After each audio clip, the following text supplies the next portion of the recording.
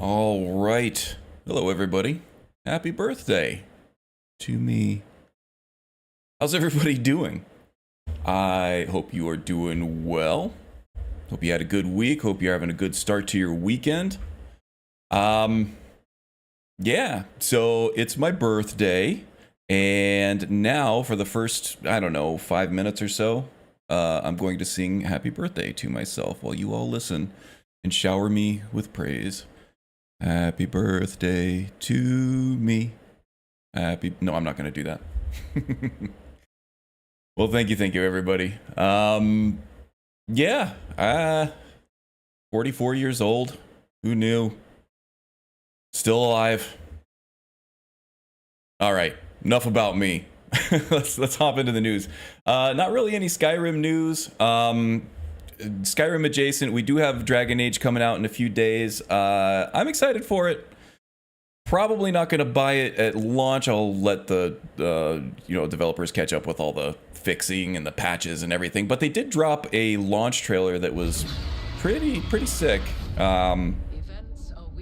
This actually makes the game look a lot better than their kind of reveal, their gameplay reveal trailer, I thought. So yeah, the gameplay on this is looking good. The graphics on this are looking a lot better with the launch trailer here, so I'm encouraged. I'm not seeing any reviews yet, so I'm not sure how many people got review codes. Usually it's a sign of confidence by a developer to send out the review codes early. I haven't heard yet anyway that anybody got any. I don't know yet. It's still 5 days away, but still look 43. Well, thank you. I feel like I could lose 10 years by just shaving the beard, but at that point, I'm kind of like doing the whole Samson thing, where I feel like if I shave my beard, I'm giving up half my strength, at least. It's my source of strength. It's my persona now.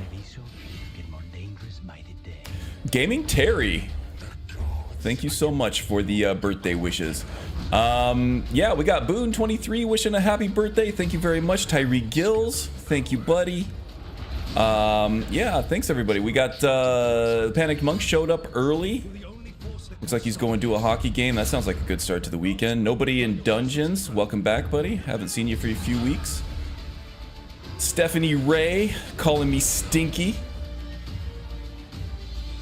Which she does. She abuses her power over in the Laughing Discord and changes people's names around. And apparently, I'm the big stink over there. I don't know. I don't know what that's all about. Yeah, so we're seeing a lot of different class gameplay here. I saw some Risen Dead, so it looks like there's going to be some necromancy in there. Some of the rogue outfits looked pretty cool. Anyway, yeah, this one's ramping up. Hoping for a return to form for BioWare on this one. After Anthem was a total crap show. But since this is a light week for news, this one popped up, I think, on a PlayStation showcase. This one looks pretty good. So, Eternal Strands, this one is, that fantasy RPG genre that we all love. This is actually more of like an action-adventure game, almost like a character action game. Instead of like a Western RPG where you create your character and have like all the different skill trees and stuff like that. But what I thought was interesting about this one is that it kind of has like this Phoenix Rising stuff. It's giving me AA vibes just because nobody really knows about it, and it's kind of releasing alongside, Dragon Age, and we got Assassin's Creed coming up soon. So it's got some AAA firepower that it's competing against for something that's relatively unknown. But what I found interesting about this one is there seems to be a lot of emergent gameplay in this. A lot of physics-based combat where you can pick up things and throw them. You can even like catch enemy spells and throw them back. It looks really interesting for something that flew completely under a bunch of people's radars. And yeah, so it looks like we got magic stuff, we got some melee combat, we got some archery. Obviously, we had the bow on the back. This one's interesting. Still not gonna play it. Yeah, that's fine. What about your surprise party in the next room? Will you let them wait for hours? Yeah. people know what my priorities are. I got all my friends and family waiting in the next room. The candles are burning, and they know that streaming is more important to me. So, congratulations, everybody! You get my company for my birthday. As long as it's a no pants party. Yeah, all right. Just stay away from the cake. Unless you're wearing like an apron or some kind of protective gear. A cod piece at least. Nobody wants the curly hairs and the frosting, you know?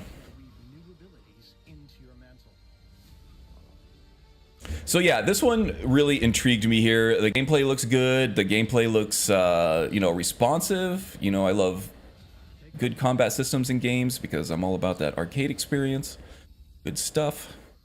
But then it also gives us the our fantasy vibes. There's Riker. Everybody say hi to Riker. Riker's saying happy birthday to me. Yeah, so Eternal Strands. If this looks interesting to you, check it out. If you're in a gaming slump and you're kind of bored with the state of the AAA industry right now, this looks like a breath of fresh air. We'll see.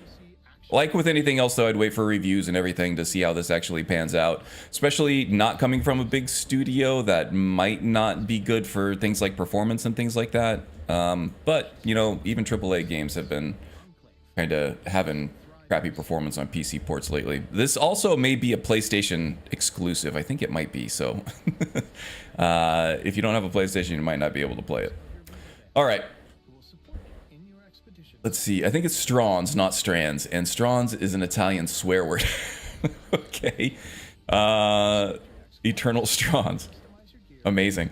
I'm not going to look that up on stream, but you know I will after. Just took off my apron, got my sourdough bread out of the oven. There you go. Don't like dicks and cake unless we do. Well, it depends on whose dick and whose cake, I guess. TCDN, remember to hit that like button to support the streams. Hey, thank you very much. Yeah, the like button does help the channel a lot and the stream, so it's free. I'm not trying to sell you anything. In fact, I've had this ads disabled on these live streams for a while. All right, so let's see. That does it for news. Let's move right into the mod showcase. Just a few, not really too many. There's some the armor and weapons mods that showed up, and then and I'm not going to demonstrate this one, but W Skeever came to everybody's rescue and fixed our horse save load fix. So you might have seen some wacky videos on YouTube about how you reload a save while you're on a horse, and then all of a sudden everything crazy's going on. So I am like for better sleep. There you go. Yeah, so I installed this. This was good to go. And it did fix my issue that I was having where it would spawn me. It wouldn't start flying me around everywhere, but it would spawn me like 100 feet in the air and then drop me to my death as soon as I reloaded if I were on a horse. So that did fix that issue for me. Go install this. Unless, you know, you like the Skyrim shenanigans of reloading your save and then having your horse fly all the way across the province just to, you know, plummet to both of your deaths. But yeah, let's take a look. That's not what I wanted to do. Oh my god, I hit the wrong button. All right. Let's show off this armor mod and this swords mod. So the first one I'm going to be looking at here is the RTR swords. RTR swords Master's Blades. So this was do not save on a horse. Yeah, that's kind of what I've been doing too, but kind of was a pain if I were in the middle of a long sort of journey on horseback and then all of a sudden you know, I just had to quick save before I went into a dungeon, or it's been a while and I was afraid of a crash or something, to remember to wait through that lengthy dismount animation every time I would do a quick save or a save, you know. Had a bug where if you loaded a game, it would load from the main menu. While on a horse, it would cause the super speed glitch from vanilla Skyrim. Yeah, so that's a good one. W Skeever's the man. Okay, so this is kind of cool. So we have like a ton of katana mods, especially the ones with the wood scabbard and everything. But this one is a little more decorative. Adds a little more flair to the character's scabbard, and especially if you're running something like immersive equipment displays or all good, where the weapons show up on your character all the time. This does add some color and some uniqueness to your player character that can kind of differentiate you from the rest of the NPCs. Very high quality, very cool looking. And then we also got a pretty cool armor. This one's called New Leather Armor, and apparently this is a port of an Oblivion mod. Which I found shocking because this is really high quality for an Oblivion mod. Not to say that Oblivion mods aren't high quality, but I just don't expect something this fidelity from that game. And I guess there's nothing stopping you from having, like, you know, detailed meshes with high quality textures in Oblivion. I'm just not used to seeing it, you know? So let's take a look, see how these show up in game. I think they look pretty good myself. That katana would be great for Caden. Hey, we got a new subscriber, TCDN. Thank you very much. Thank you very much.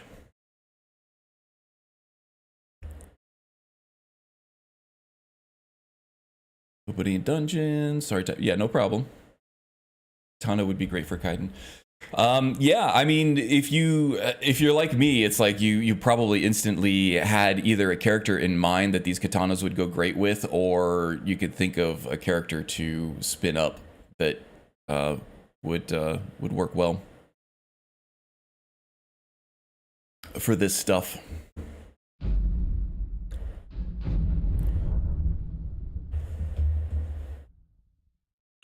Takes a couple minutes to load up here because I am running a bunch of mods here. It takes a while to load everything up from the virtual file system.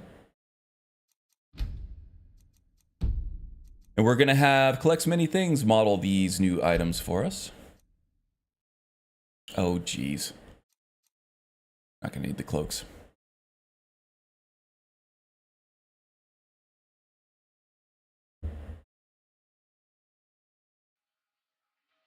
Didn't know I wasn't subbed to you already. We have been on Iyreshot's.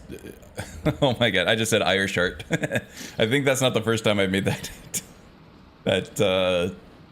mistake, that slip of the tongue on stream. Yeah, that's awesome. I'm an Iyreshot fan. Great community over there. Okay, so this is showcasing that new leather armor. It looks great in Skyrim, even though apparently it's an Oblivion mod. No physics or anything, but still highly detailed. Looks really good if you're running like a rogue character or something, like Collects Many Things is here. And then she's also showcasing the wakizashi with the red scabbard on the back. So she looks great. And then, you know, you get fairly quick attack speed with the wakizashi. It looks great in game, first person, all looking good. And then, of course, there are all kinds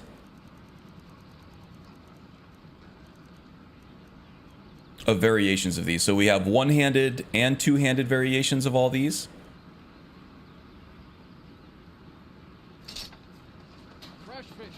So this is the Daikatana. Not overly huge like a lot of the Daikatanas are from different mods. You know, pretty good attack speed too. And then we have the regular katana that's not the wakizashi. Actually not much smaller than the Daikatana there. Very subtly different, if different at all. And then you also got the Tontos.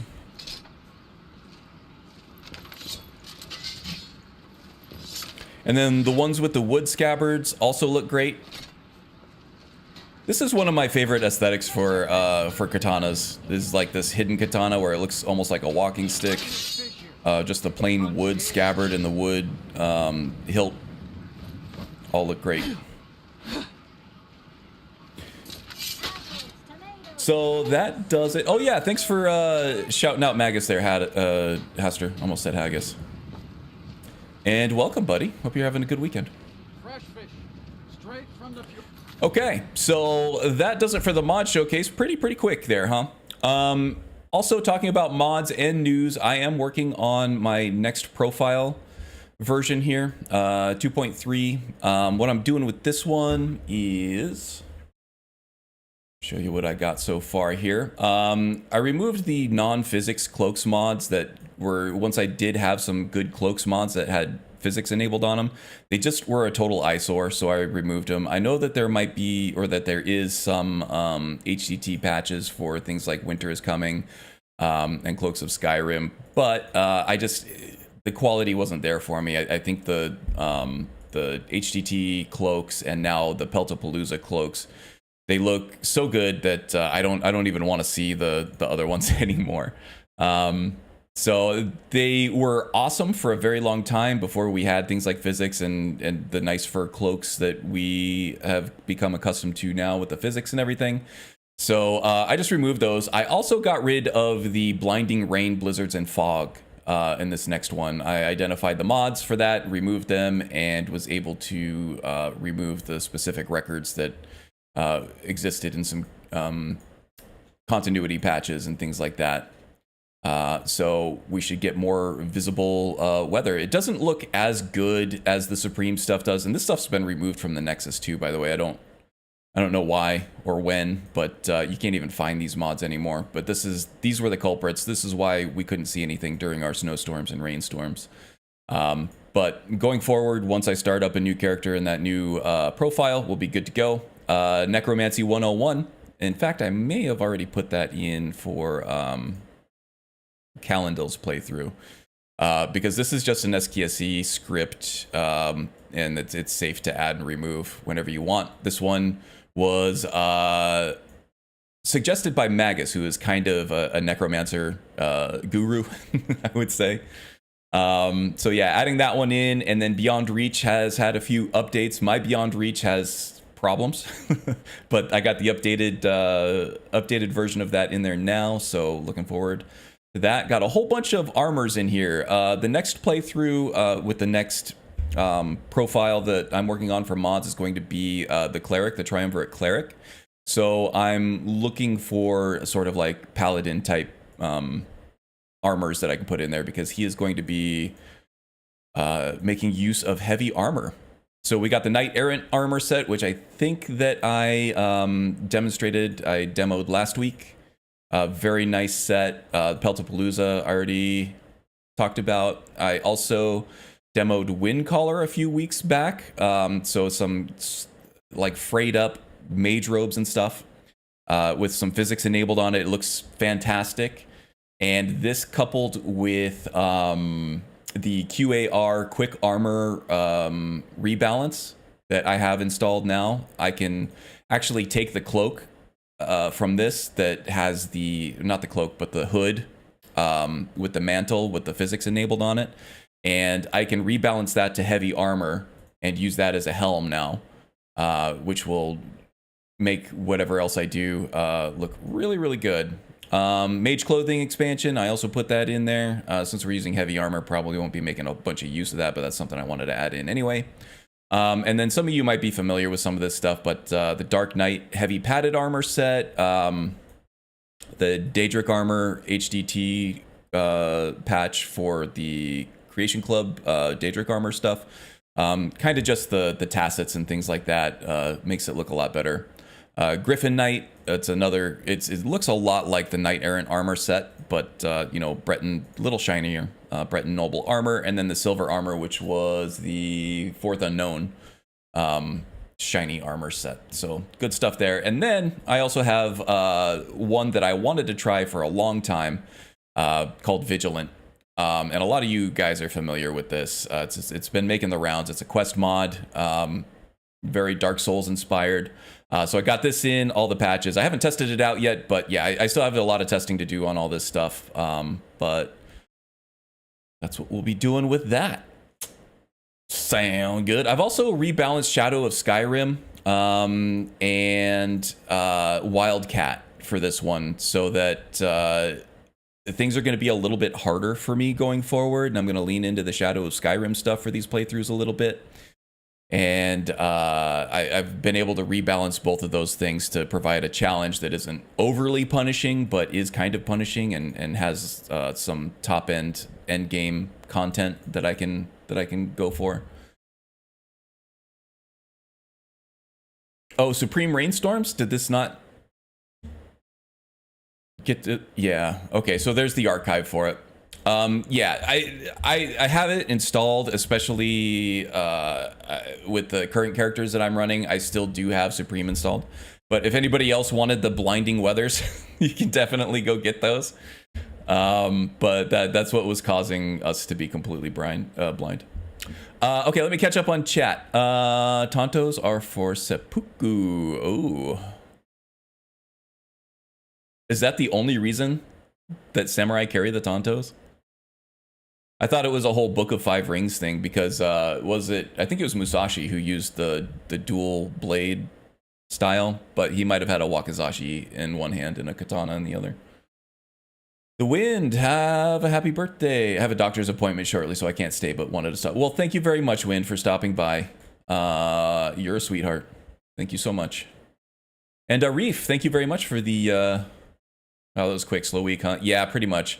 This is the, for news anyway, I think this is a calm before the storm. We have a lot of good stuff launching in the next couple weeks for the holiday season. Which mod got removed? Oh yeah, that was Supreme Storms. That's not something I want to put back in my mod list. It's great for immersion, right? But it was, and it looked nice, but it was completely a total hindrance for streaming. So if you do any kind of content creation and stuff, it's going to be more of a pain than it's worth. Were those the other two mods that were deleted? Yeah, so it was, let's see, I had 4 of them. Supreme Rainstorms, Supreme Blizzards, Supreme Fog for Obsidian Weathers, and then the patch between the Obsidian Weathers True Storm patch, and this one just kind of patched in the Supreme Rainstorms. I wouldn't recommend them, but yeah, you can, the archives, Magus is throwing in the... thrown in there. Okay, Haster has a paladin armor here. This is the time to add some things. All of the vigilant. This is the Knights of the Nine armor. Okay, so AE actually adds in a Knights of the Nine pack that has the shield, the armor. It doesn't have the staff though. It looks extremely similar, almost identical. Actually, it doesn't have the hood. It has an actual helm that goes with it. But yeah, this is a nice looking set. What was the last one again? No problem. Supreme Fog? Or are you talking about the patch?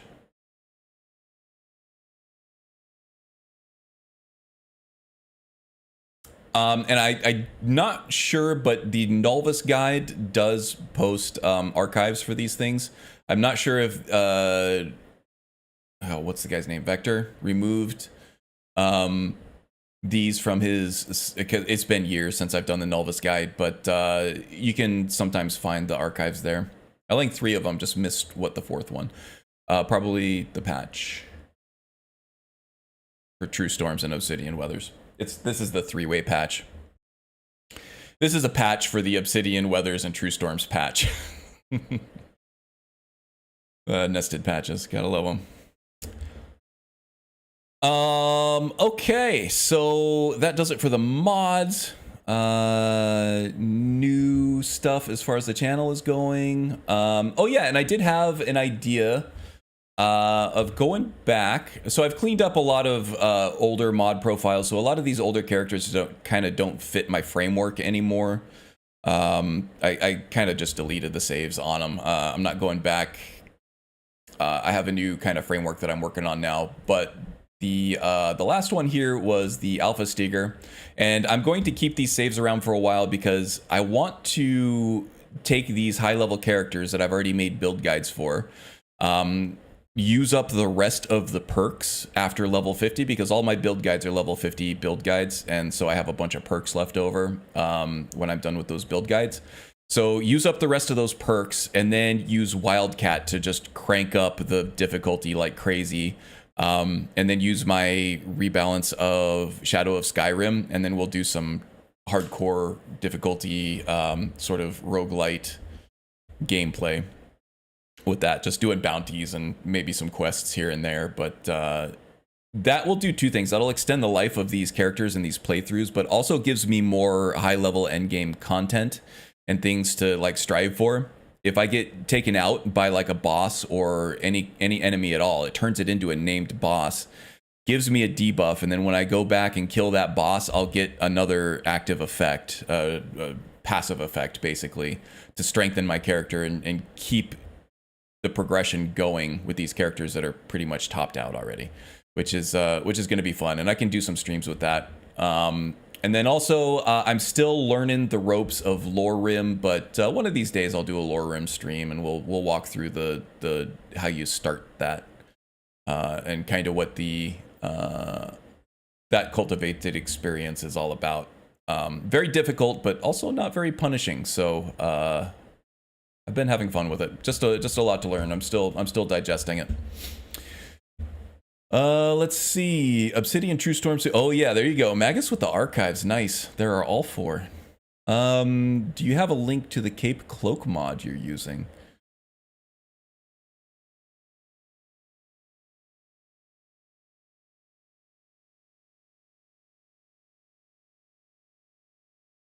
How's everyone so far? Vicar, Serafina, I'm doing great. It's my birthday, so I'm getting older, which isn't great, but you're either getting older or you're not, like my father-in-law likes to say. And I would rather be getting older than not. Ooh, I want to see this cloak mod here. Somebody's gonna rickroll me in the comments. Ooh, this looks nice. Let's see here. Patches, HTT enabled for cloak. Okay, so there's a bunch of them. Very cool. So, yeah, I hadn't been happy with Cloaks of Skyrim and the Winter is Coming cloaks for a while. I'm happy with the ones that I'm going now, so I've removed them. But if you want HTT physics enabled on any of these older cloaks, looks like we got a whole bunch of them right here. Very cool. Nice drop, Magus. Ooh, I do run... I'm downloading this right now.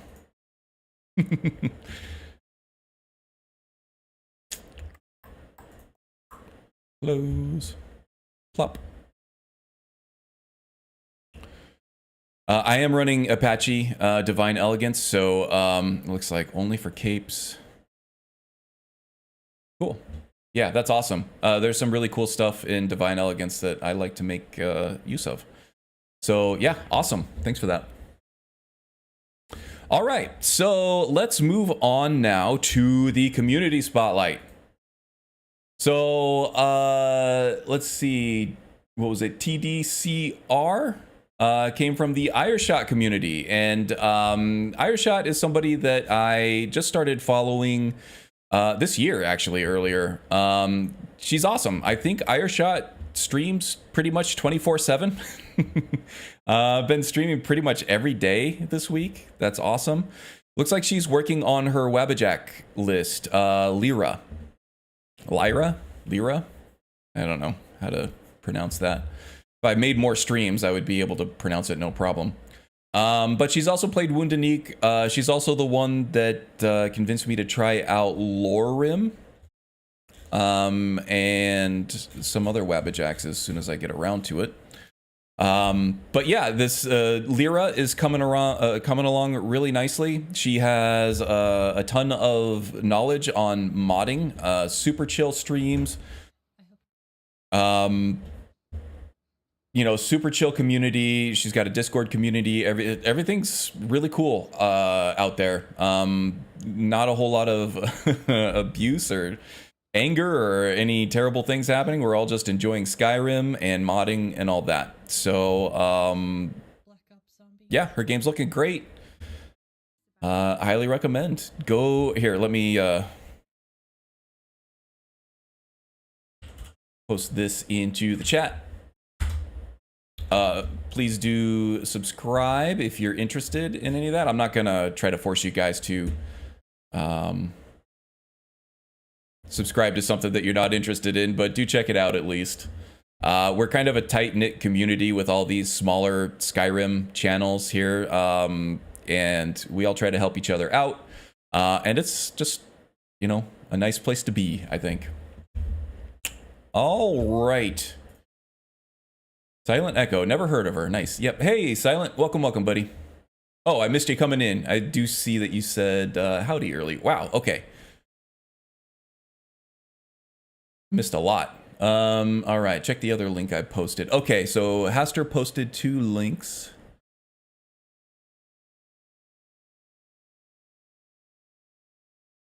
First one or the second one here? Ah, here we go.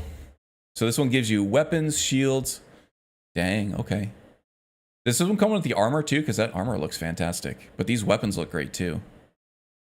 The scepter, the 2-handed mace, excellent. That shield looks fantastic. For the cleric, I probably won't be using a shield. It's more like a spell sword style with the triumvirate cleric spells in the left hand and maybe a mace in the right hand, or a sword if it makes sense. But this is great for the paladin when that does come around. Okay, I'm bookmarking this one.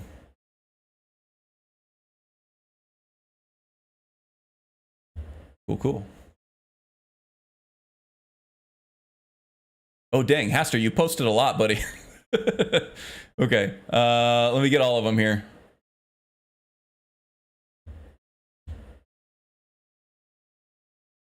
Breton Paladin. This looks nice too. I like how it has the different, because if you're playing like a dark cleric or something, that could work. I thought about just going full support with the cleric and using cloth armor instead of heavy armor, or cloth clothing, unarmored clothing instead of heavy armor, but there are some thorns spells in the triumvirate cleric archetype. So a lot of the stuff is reflecting damage, and in order to take damage, especially at legendary difficulty, you need to be heavily armored. Awesome. I will be adding this as well.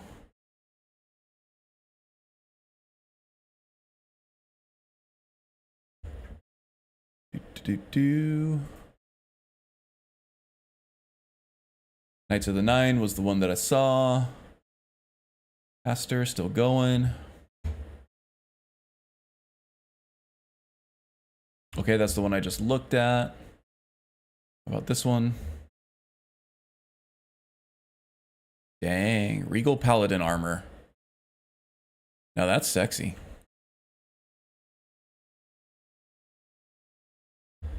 Definitely taking this one along too. Awesome. Good looking out, Haster. Boom. Okay.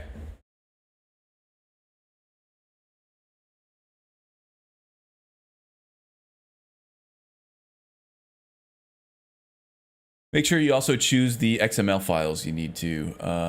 Cool. Oh, for the patches.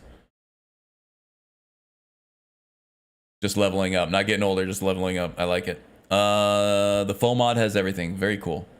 You need faster HTT SMP now. The old HTTP is up. Yeah, I've only ever used the faster one. I was late to the party for the physics. CBP physics mod works with Apache clothing armor. Ooh, cool.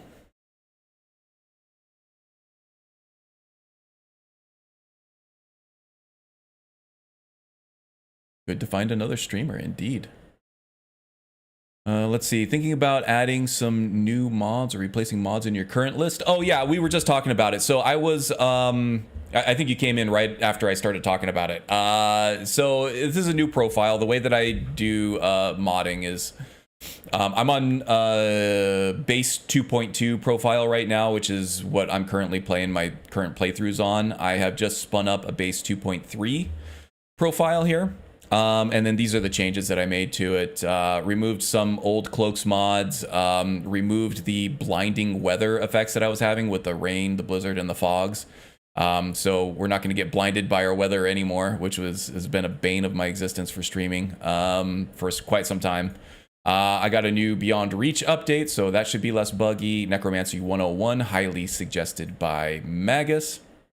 And then we were just going over cleric type armors that I could use with this guy, and also added Vigilant. And then I got to do, I just put this stuff on my checklist because that's stuff I got to do for each profile. ESO have good. Oh, geez, it does. Yeah, actually, I don't. The Breton Knight from ESO trailer that fights all three heroes. That dude was badass. Yeah, and I do have that in my backlog of stuff to install. That does have an HTT physics pack on it too, but that's less of like a knight and more of like a rogue or thief. It's like it's a sneaky type armor. Why is your Chrome fast and mine is crawling? I don't know. The Chrome's always been fast for me. Every once in a while it gets into like a loop where there's like a memory leak or something and it's just hogging all the memory on my machine. I do have, I don't even have a ton of memory. I have 32 gigs. I would like to get 64 gigs and I can upgrade to faster memory too. So I'm up above 16 gigs and a lot of that's probably Chrome. EA, why is that even running? Ridiculous.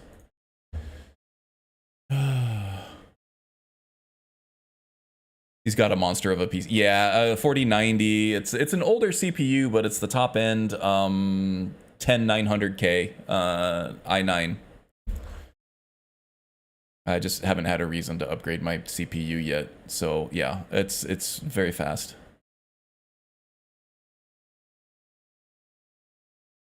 Yeah, that's kind of what I'm thinking, Silent, is I did actually try to play ESO for a while, and it wasn't bad for an MMO, but I was kind of hoping for Skyrim Online, and it was just kind of a Skyrim-flavored MMO. But the cinematics were fantastic. I wish there was an armor mod based on the Elven armor from ESO. Yeah, all that armor looked great. I think that the Nord one you can find for a Skyrim mod as well. Used to be a monster of a PC. Yeah, they don't last long these days. Actually, the Moore's Law thing is slowing down a little bit. Yeah, you need the XML files to match with the specific patches. If you need me to show you how, just hit me up in Discord. Will do. Immersive armors includes a paladin heavy armor as well as with two. Yeah, I think I've seen that one. Yeah, lots of good heavy armor options, and then Zabio recently retextured all that stuff or remodeled it. Good stuff. You had a look at Lavaterra, just about downloaded it, but obviously on the slightly revealing slide. Yeah, the Lavaterra stuff looks great. It's in the hot mods. I don't want to pull up the hot mods section on stream because I am signed in and I do have the adult permissions or whatever just set because I'm an adult, obviously, right? But I don't want to stream it. But if you're into that, you know what look, right? Everybody knows what look for those modded revealing female armors, right?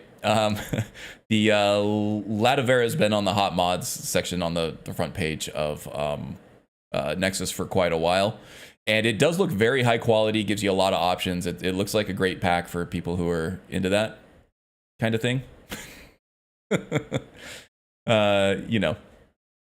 Let's see. I'm not judging anybody, by the way.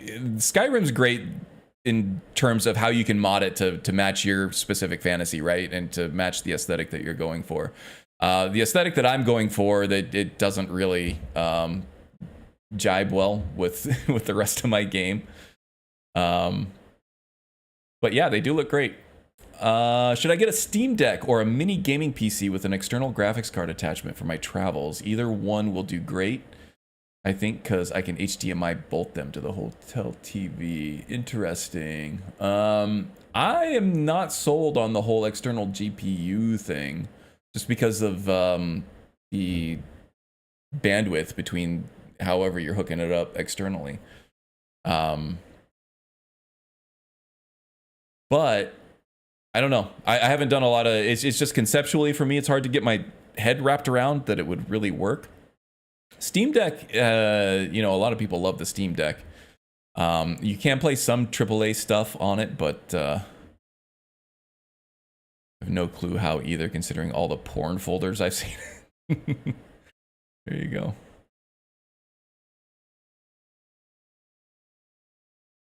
Immersive armors includes paladin. Oh, geez, I'm trying to catch up. You guys are chatty today. I love it.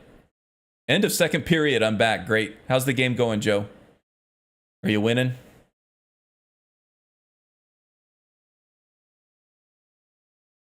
Immersive armors has physics too. Okay, I'll have to look into that. I've been thinking about 64 gig of RAM too, but probably for the new system. Okay, good call. Sometimes you gotta temper, you know, you have to, it's a trade-off. Do I upgrade an old computer for less money, or do I just take that money and put it into a new system? A lot of times, especially, you know, when you're talking about an expensive GPU upgrade, it might be more worth it to get a new system with brand new warranties on everything. But if you build your own, you can do it like I have. I'm technically still running this old iBuyPower PC from 2015, 2016. It has like none of the parts left in it except for maybe a little bit of RAM and a hard drive. But yeah. Or a hard drive and an SSD. Minnesota Wild fan. Yeah, there you go. Just got back from working in the Twin Cities. Nice. Went there a few years ago to watch a Twins game. Pretty cool city.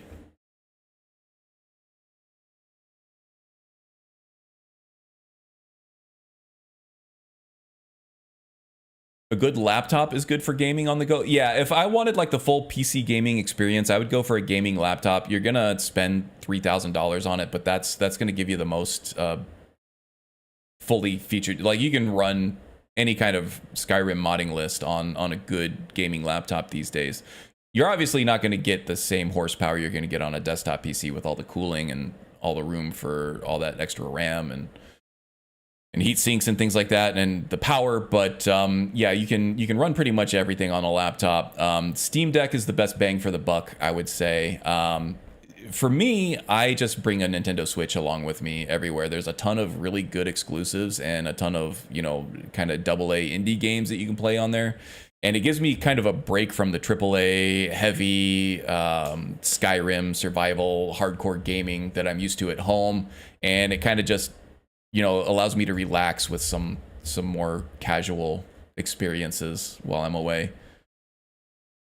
Hey, Karin, felt my ears tingling. Yeah, gave you a shout out, Iyreshot. You were the community showcase for the Skyrim stream, Iyreshot. The woman, the myth, the legend in the chat. Look at that. Glad to have you, as always.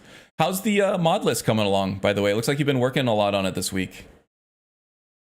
It looks great. We watched a little bit of the VOD of your last stream. Looking real good.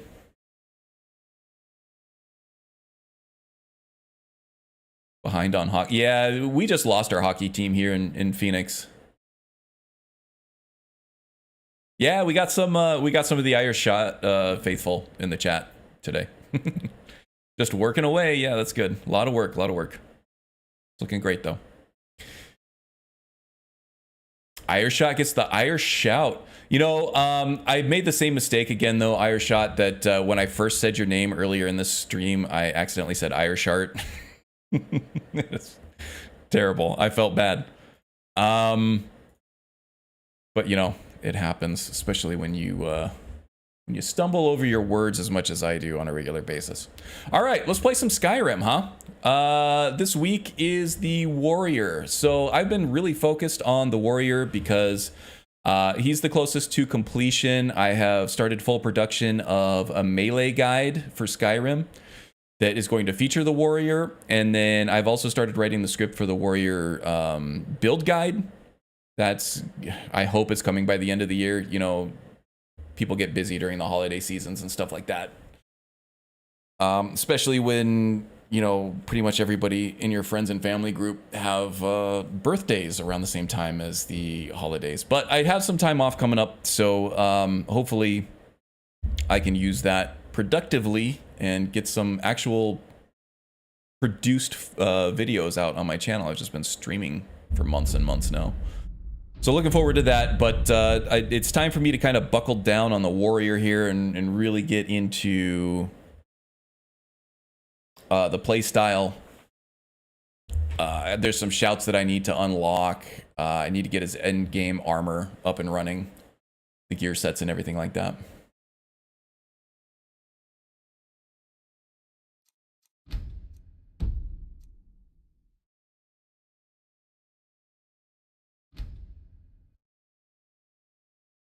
Oh, and here we go. I get to demonstrate the loading a save on the horse fix. W Skeever. That just came out a couple days ago. It's plagued all of us who do a lot of horseback travel.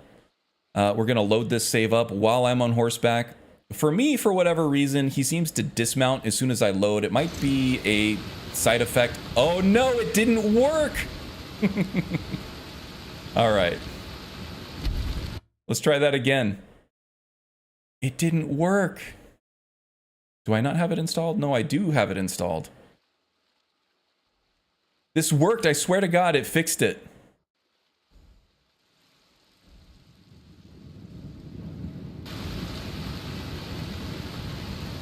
Well, at least it didn't take the horse with me this time. Okay, I gotta see.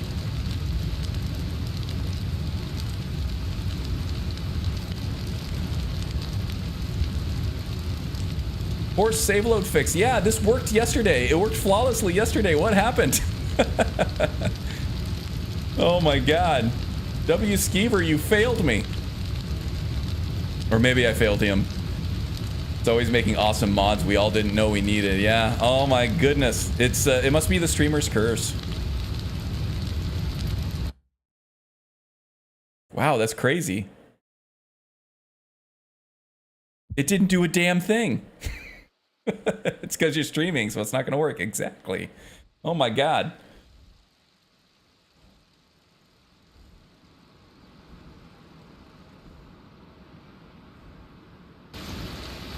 Yeah. Well, this isn't going to work.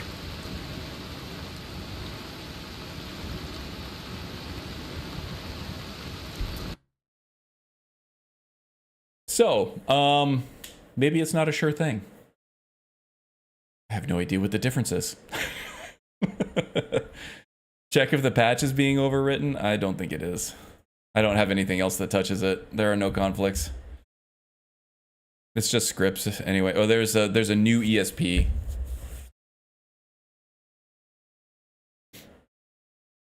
W Skeever's punching the air right now. Yeah, well, that's okay. I can just reload a previous save. But yeah, I had a save specifically on horseback because I was using it yesterday and it was great. Not a problem.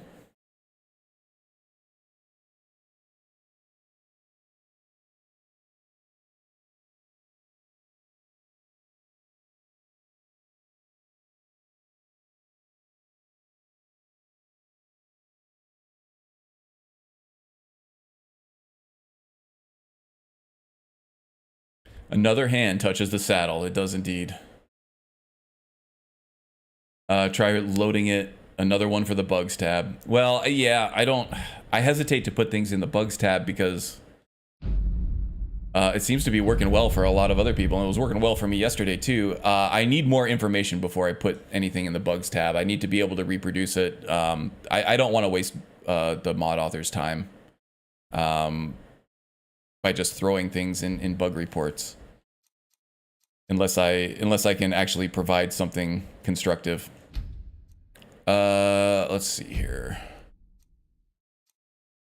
Save 69. Nice. Okay, yeah. Let's do Magus's suggestion really quick. I hesitate to do mod debugging on stream because it takes so long to load each time. But we can try this. The ESP.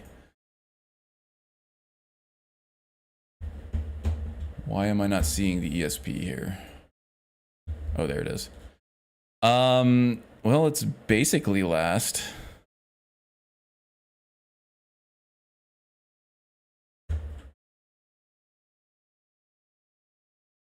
You mean this doesn't work? Isn't helpful feedback? No, it's not. I'm also on 1.5.97, so I might have a lot of issues with things not working that other people who are fully updated won't.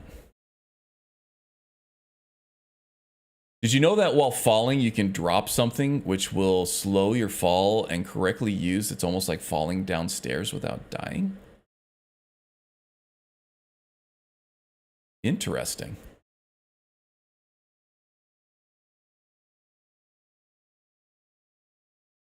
That's interesting. I know that you can eat netch jelly on your way down, and maybe like cork bulb root, I think is a new one from the Rare Curios pack.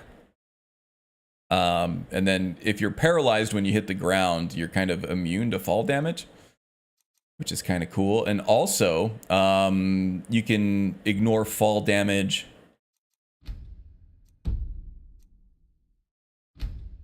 You can ignore fall damage by doing a kill cam right when you land.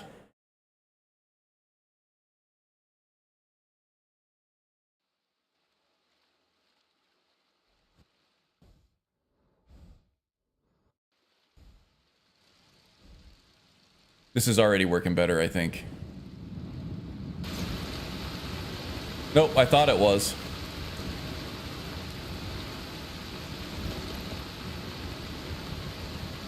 Where are we going? Are we going to Volkahar?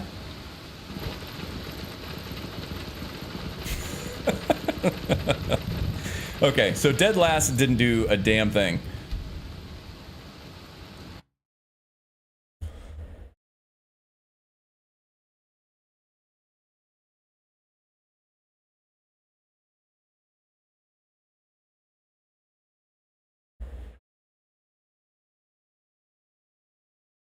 Is Havoc going insane? Yeah, I don't know.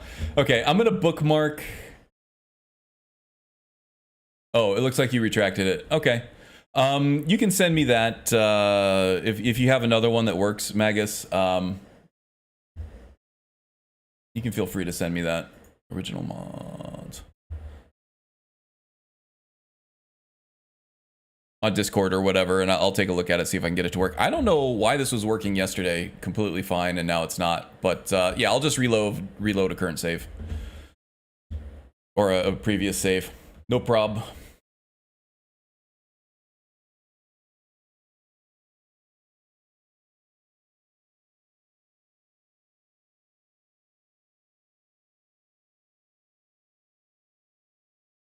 Oh, this one's been around for a while, huh? Maybe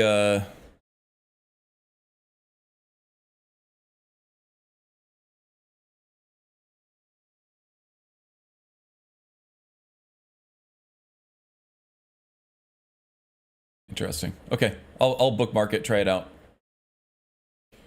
It fixes the same bug, but probably in different ways.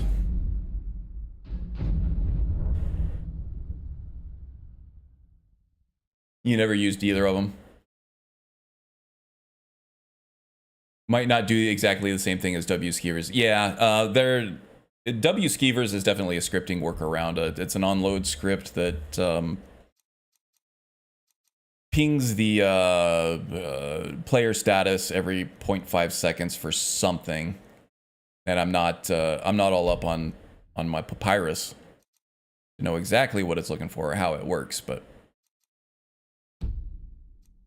doing something like that. Hey guys, this is build 69.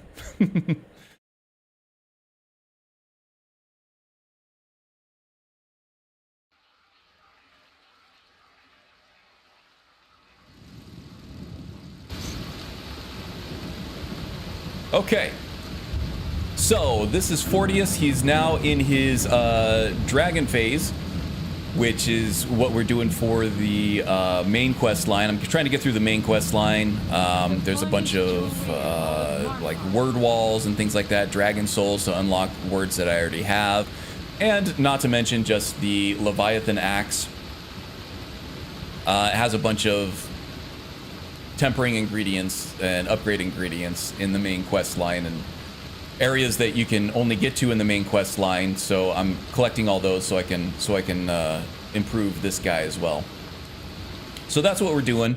I do have all of my local quests activated, including finding a word wall at Dragontooth Crater for the Greybeards over here, and then pretty much everything else in the Markarth area. Speak to Varulus about the Hall of the Dead. Speak to the Witch Hunter about the abandoned house, which I think we can do now. And then there's one more. I don't know. So let's go do the Boethia stuff now. Get that kicked off while we're here. Excuse me. Do you know anything about this house? Seen anyone enter or leave? No. I just got here. Seems no one in this city has. I'm with the Vigil of Stendar. We believe this house might have been used for Daedra worship. Yeah, you can also... Let's see here.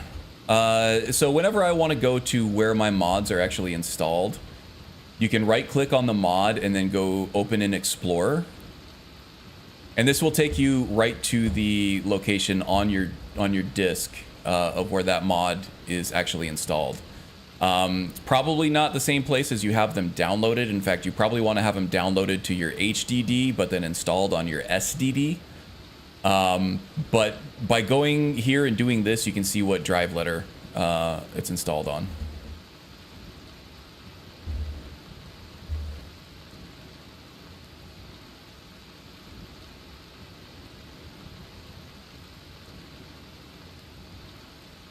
And you land with all the stuff you dropped? Interesting.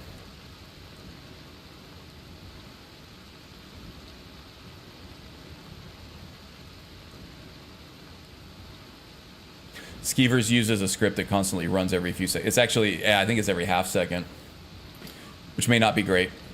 Let's see. Do you need any help? I was actually just about to head on inside. Be good to have someone watch my back. Follow me and keep your eyes open. Daedra are powerful creatures and tricksters. Never know what you'll find. Powerful creatures and tricksters. Okay, well, in that case, let's get the Thieves Guild hood off because I'm not selling anything off anymore. Let's get our...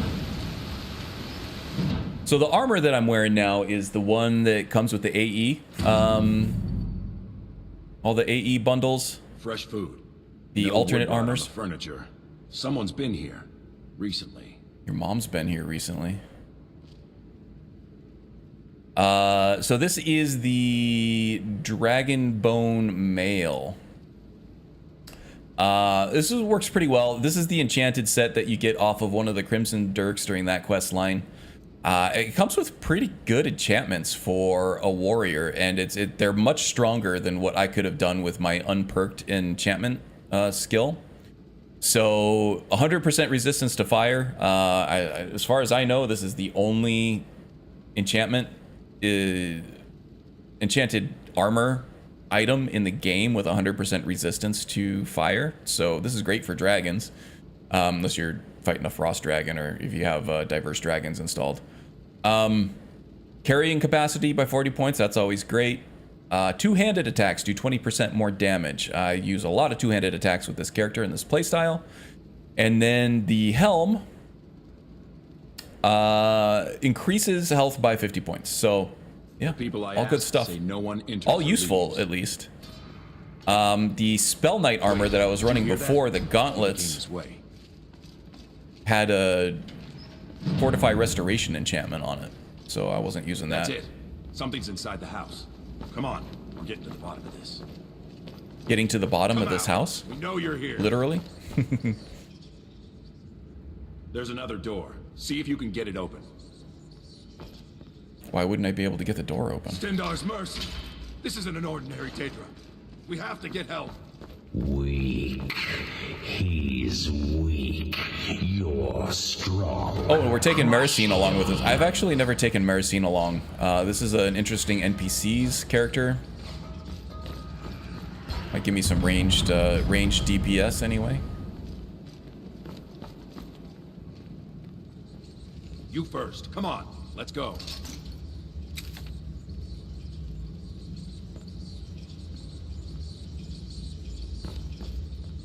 No.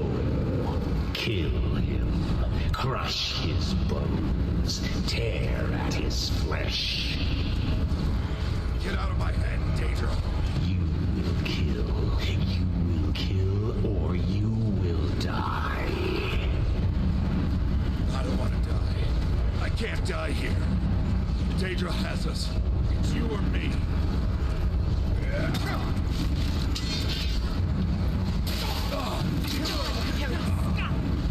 Yes. Your reward is waiting for you, mortal. That guy didn't stand a chance. Down. Holy cow. Why wasn't he hitting me with his mace? Still some pretty good looking armor here. We'll take that. Maybe use them later. Re-enchant them or something. May as well make this a profitable delve into more like bowels. Bowels.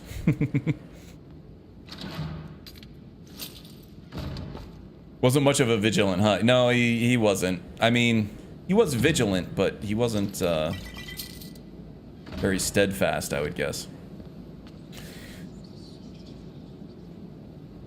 That's from the Crow's Tooth quest. You probably know that you only have to activate the quest and go directly to the top tower of Arkwyn Point to find his dead body with the enchanted dragon armor. Yeah, that's great. This is some of the strongest armor in the game, and you don't actually have to kill anybody to get it. Kinda overpowered.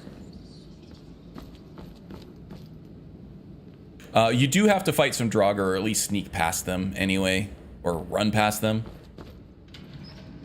Yes, further. But kinda worth it. Okay, here's another bowels. Leviathan axe thing. Grip of Decay scheme. Nice. So close. Your prize is waiting.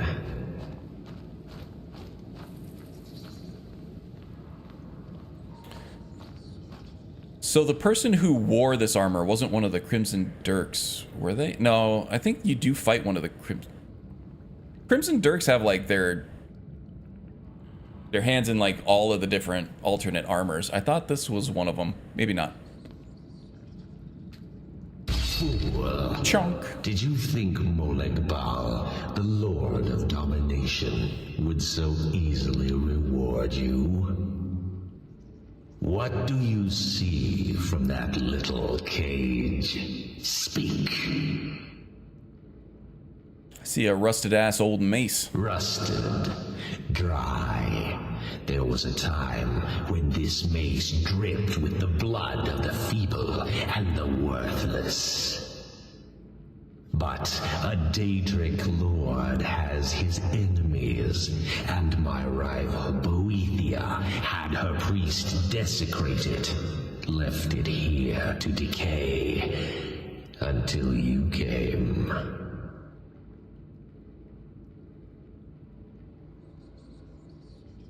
You want revenge on Boethia? Revenge? No, I want Nah, we're good with solution. Ebenarn. I want the priest who did this to bend his knee and give me his soul. So Fortius is a good guy. I'm trying to navigate this as a good guy, but Boethia's insulting rites at my altar, but so okay, I got a thread of an idea here. Left to rot. Save him. Let him perform his rite one more time. And when he does, we will be waiting for him. So Fortius is in his dragon phase right now, fulfilling his fate fully as the Dragonborn of legend, right? And as Dragonborn, he takes on a lot of the aspects of the Dova. So the dragons are extremely powerful, right? They're extremely intelligent, they're extremely strong, but they do fall prey to the trap of arrogance every once in a while. And they're also very power hungry. So I feel like that might be corrupting Fortius a little bit here. He's gonna make him weak to Molag's will.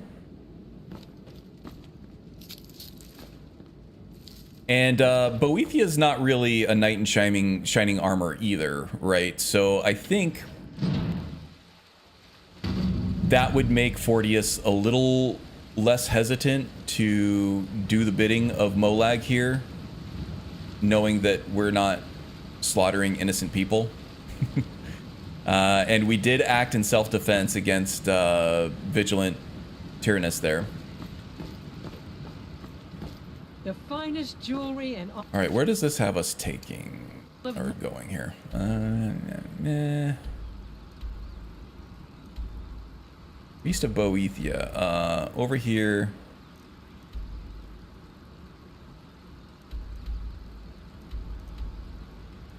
On the other side of this river. Okay, maybe I think what we can do is when we go do Red Eagle, we can just, when we come out on the other side of that, it's gonna put us out on the plains over here on the plateau of this mountain, and then we can go take care of the priest in that probably a forsworn encampment over there. Couple more. I think we gotta speak to Degain while we're out here. Holmes. I said Holmes, you backbiter. Give a crippled Holmes? worker a helping hand. There is no lesser of two evils, but there is a cool looking mace, that is for sure.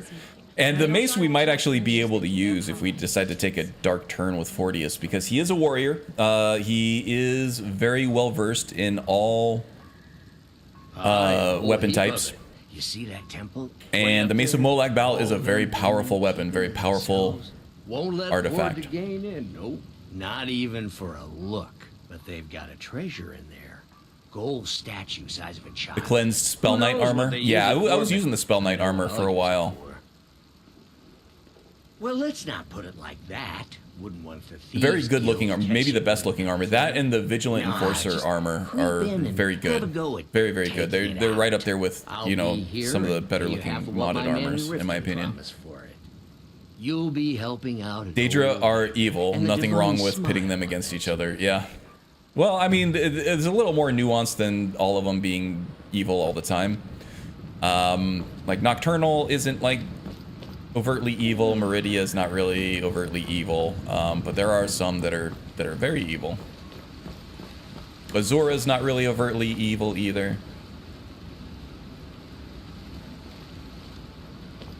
Okay, let's go see if we can peep on the priestesses of Dibella here.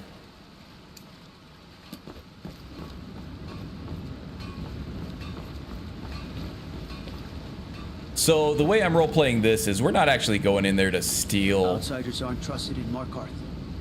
Let's keep that in mind. this statue, but we are curious about Dibella. Fortius is a young man, right? These priestesses of Dibella are kind of hot. He's not trying to be creepy about it or anything, but he is intrigued by an attractive woman, and he's more so just like a do-gooder. He's gonna see if he can do anything to help these quote-unquote damsels in distress here. So he's gonna be very motivated to quote-unquote help them out. I don't know. I'm stretching here. The whole Markarth, the different quests that launch off here, they really make you do a lot of morally dubious things. Put you in some weird positions that are hard to reconcile with the roleplay of like a good character. When in reality, I don't think Fortius, even though he is a young, fit man, I don't think that he would be overcome by his libido, right? He's very singularly focused on Dibella, guide us. fulfilling the path that his father set out for him to become like the ultimate imperial warrior for the Legion and get the Empire back to where it should be before the Great War sort of fractured everybody. What are you doing in here? Stay where you are. Damn, The she looks mother will good. deal with you. Okay. Here she is. I'll speak to Mama. And just what do you think you're doing? I was just curious about the temple. Unfortunately for you, we don't allow men into the inner sanctum. You have committed a Triple your breach subs and if you had must such a pay the voice. Yeah, penalty. really.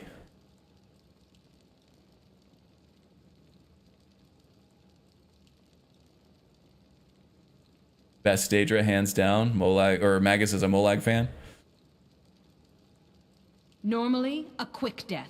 Luckily for you, there are more pressing matters. We could make an example of you, but perhaps you could be put to better use. Did you ever stay? No, but I've come back and she's been alive. The ceremony you Because so Hamal rudely here is interrupted was the master exalted protocol level of the enchanting Debellan trainer. Sibyl. So I I don't have expect you to know what I have that done this means. quest and unlocked her Suffice training. to say that our Sibyl was recently lost to us. Through the protocol, we have seen the home of the next Sibyl. To the for north, in a character small village progression pressed before. against the stone. If And you can she travel is there still and alive. retrieve I don't our know. young Sibyl, your Seems transgression kind of dark will though, be right? forgiven. Debellan arts, huh? All at once. Yeah, let's not pretend that they haven't done it. I will undertake this penance. Where is the village? We believe the place in our vision to be Karthwasten. Now move quickly. The girl must be brought to the temple as soon as possible. Anything else in it for me? Have you heard of the blessing of Debella? It can help you with the wooing of women if that's your aim. Ooh. Or give you strength if you happen to offend one. Typically, we avoid Yeah, bestowing let's it face it, upon I'm probably going to men. be But offending for them the a lot more than I'm Sibyl's going to be escort, wooing them. we could make an exception. The Sibyl of Debella spends her entire life in direct communion with the goddess. From the time she's a little girl to the moment she expires, she is a direct connection with the Heavenly Mother. From her reverie, we know the mind of our god. We have had a vision of the next Sibyl, living in a village to the north. She must be brought to the temple for her reverie to begin. Why is this all so secret? We prefer not to announce that the Sibyl has died until we can introduce the new one. People like to know that we're connected to the goddess. Okay.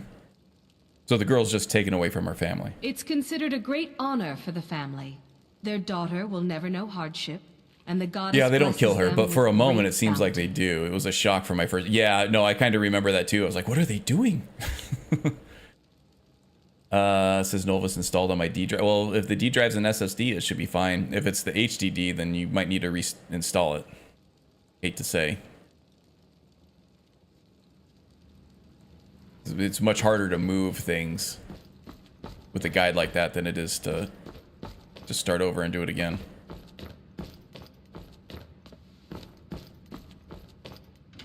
Chalk it up to a learning experience. Why does wild hair on women look great and on men it looks stupid? Yeah. Well, because with women, it's usually like perfectly messed up, right? It's like, it's messed up, but it's not really messed up. They want it to look like that. It's very manufactured.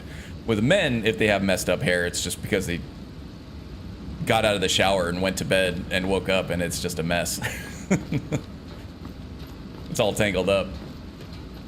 There's no polish to it. There's no guiding hand. It's just leaving your hair to fate.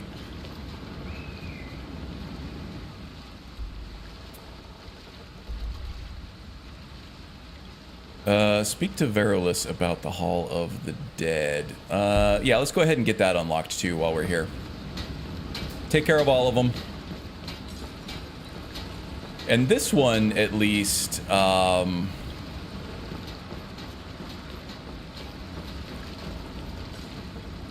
you can play as a good guy.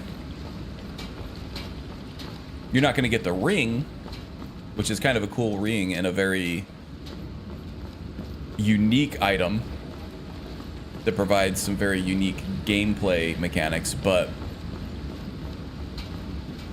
for the warrior here, I don't think we're going to be eating people.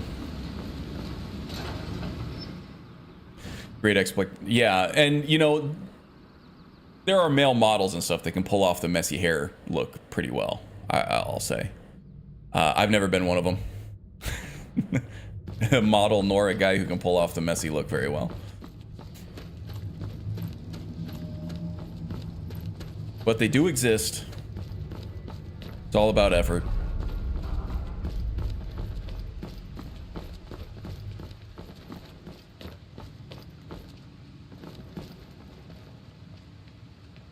It's the SSD, but still takes ages to load, and the FPS is horrible. Yeah, so if it's on the SSD, then you're probably fine.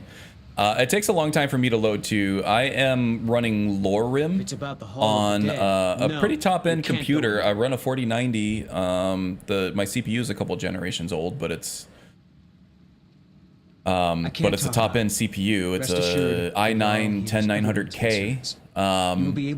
And I'm running it on an NVMe drive on a PCI Express slot. I was going to suggest so it's pretty much the fastest of everything, but Lorim still takes a long time to load. Nulvis takes a few minutes for me to load, honestly. I wish it were faster, but it's not. Bones were snapped to get at the marrow inside. We haven't caught anyone or anything yet. It's like it knows when I'm there. If you can get to the bottom of this... and then the FPS thing, that's all about your GPU. Take my key and be careful. If you're not running a high-end GPU for Nulvis and you did like the whole Ultra setup, then yeah, your FPS is going to be terrible.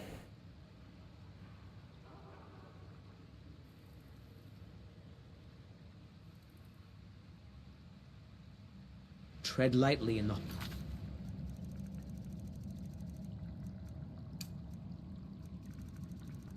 Make sure my quest's active. You don't know what's in there. I'm sure I can handle it. And I got Maricina at my back.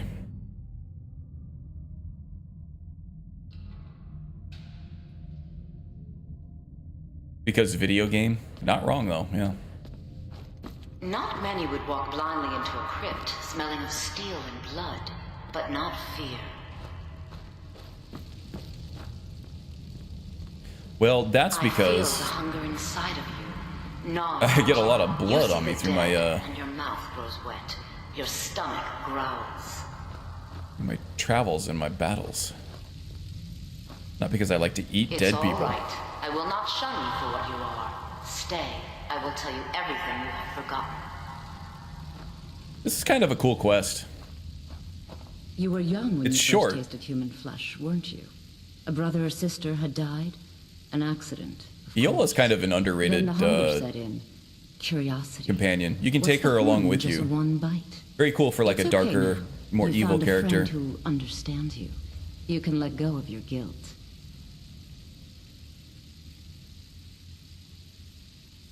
I'm no cannibal. What are you trying to do to me? A lot of our kind block out the memory of their first meal. The shame is too much.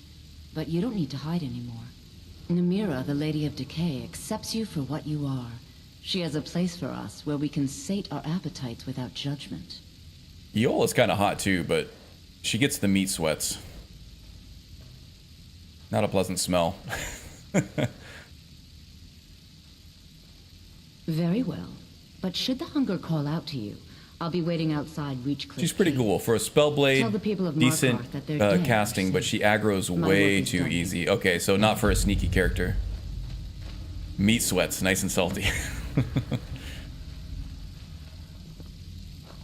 Iola, and who's the one, or was it like Darklight Tower? The one who's trying to stop her mom from becoming a Hagraven? Ilya, I think. It's another companion, or not companion, a follower that a lot of people just don't even realize is available. Ilya, yeah. More of a caster than a Spellblade. She's the best Frost Mage follower in the game? Interesting, good to know. Just because of the spells she has available, or what's going on with that? Why is she the best? What makes her the best? Not challenging you, I'm just genuinely curious.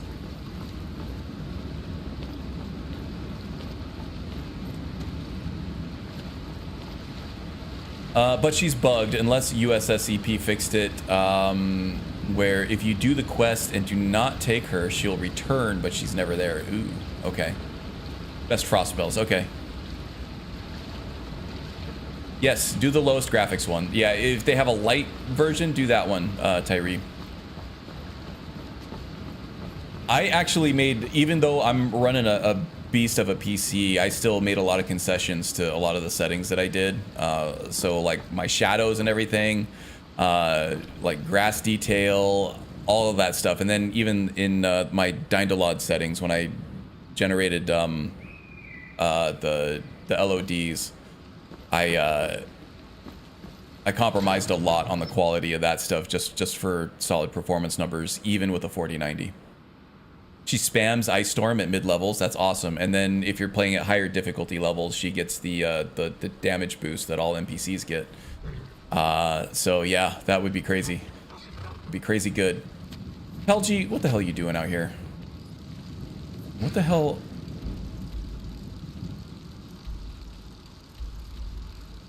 Oh, I gotta tell Varulus. Okay, let's do that before we leave. And then I kind of want to go do Red Eagle. Go do that.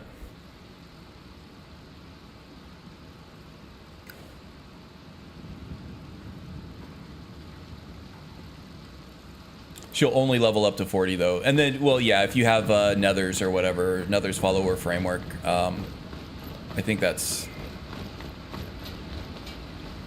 cap is lifted, isn't it? Or at least I think you can set it so that it's lifted.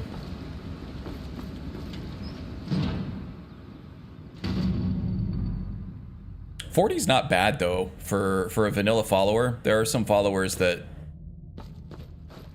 are capped much smaller than that, depending on when you load them up.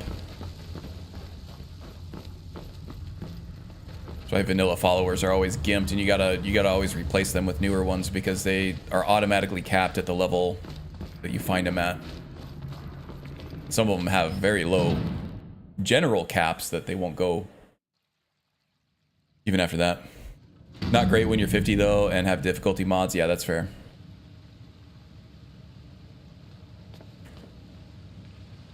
You've returned. What happened in the Hall of the Dead?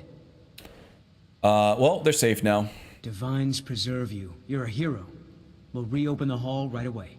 Here, take my amulet as a reward. Nice. Amulet of Decay. Take okay. care of yourself.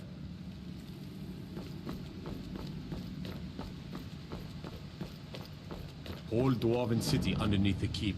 Nashu and Zel. Best steer clear if you don't want a steam centurion carving you up. Yeah, I think I already cleared that out though, buddy. I needed some dwarven materials for my dwarven phase. That was way back in the day. How long have I been playing this character?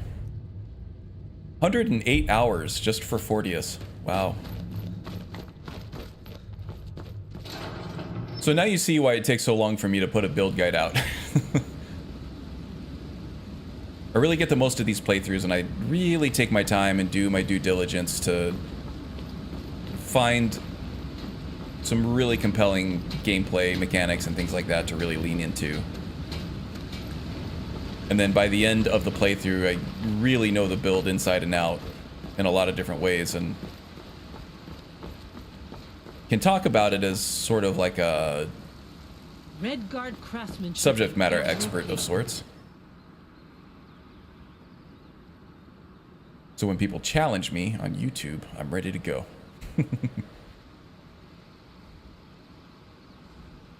All right. So let's get some action going on here. We could do Holfdir's Shield.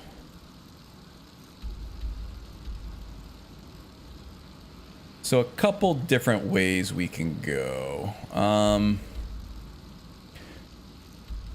So the end goal is to make my way up to Solitude, and I can do that kind of up through here, and then I need to find the Ethereum Shard up in this area, I believe.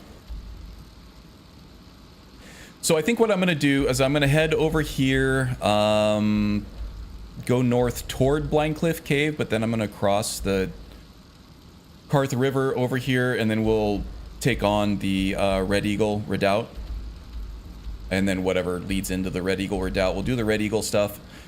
That'll spit us out here on this plateau of this mountain range up here, and then we can go take care of the Priest of Boethia, maybe do Broken Tower Redoubt, come down here for the Serpent's Bluff Redoubt.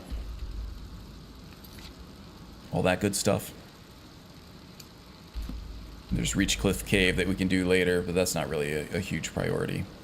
So let's take care of this stuff first, and then maybe we can make our way back down. We can do Reachcliff Cave, unload some of our loot. Probably we'll have the Khajiit caravan by then to help unload some stuff, and of course all the vendors at Markarth as well. So that's the plan there. Let's go make it happen. Where is Pelgi? Did she get stuck? I hear her. All right, Pelgi, come on. Stop screwing around. See if I can force her to come follow. Come on, you doof. Probably just gonna have to do the horse call.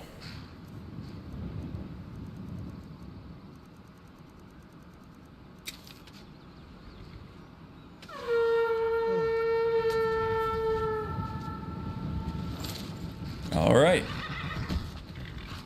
So much nicer to ride a horse when you're not 500 feet in the air and sailing toward Atmora through the air, only to come crashing to the ground.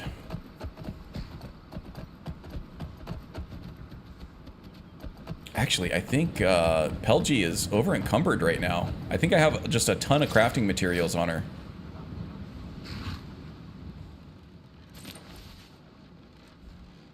Yeah, I do. Some unique weapons, some crafting gear,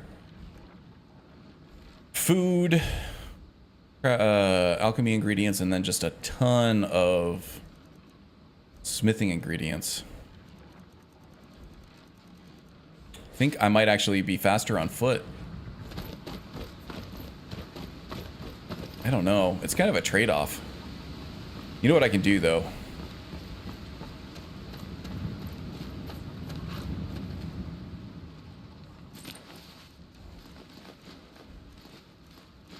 Give all this to Maricine. With Nether's follower frameworks, there is unlimited storage.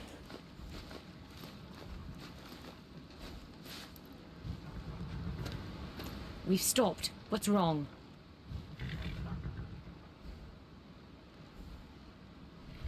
Additional follower inventory. Here we go.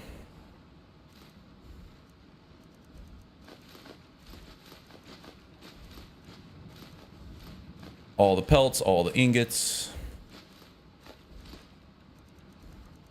Probably some bones and stuff too. Yeah.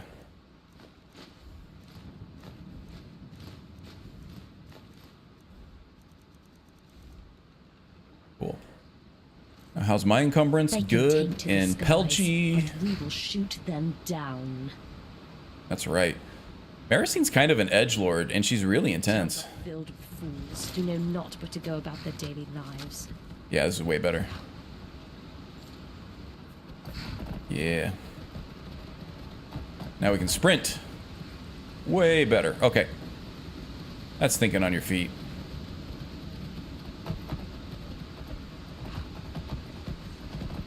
It looks like the Khajiit caravan will be ready and waiting for us when we get back.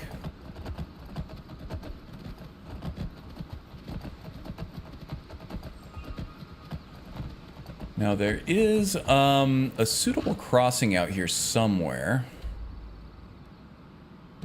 Oh, it's on the other side of this little island here.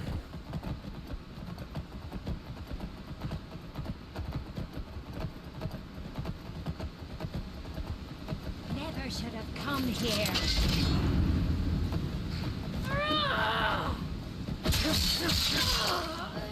Die and walk.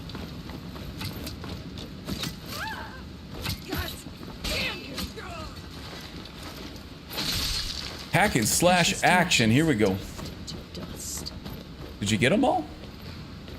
Nice, Maricine. How about this guy up here, though? May as well clear this out while we're at it, too, huh? Yeah, we'll wait for the quest. At least we have the map marker ready to go.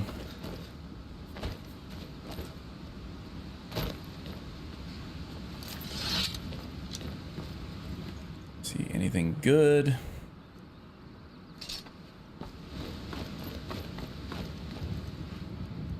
Also looking for good light armor for Maricine as well. I'll try the... I like the glass armor that she has right now. Looking pretty sweet.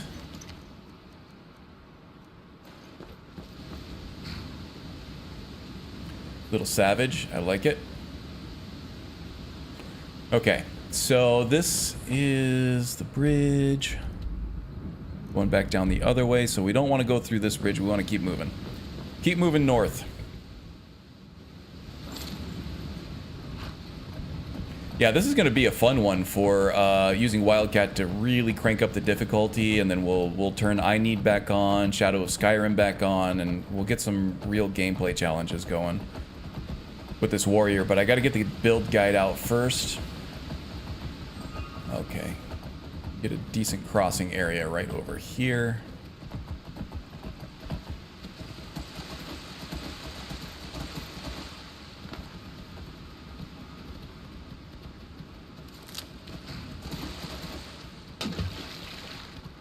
Does anyone know which mods the light version takes out? I don't know off the top of my head. But it gives you more room for customization.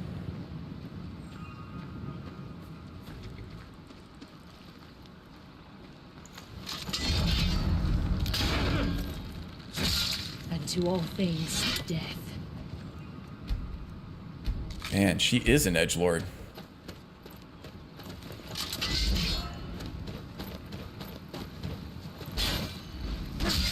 All too easy. Block bashes are doing a ton of damage, even just by themselves.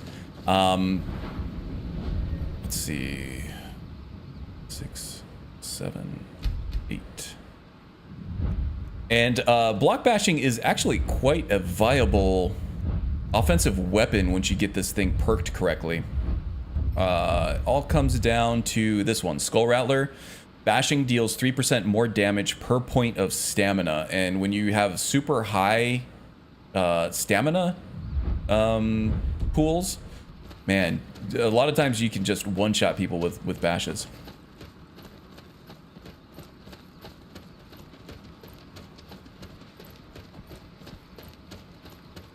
Where'd you mess up, Tyree?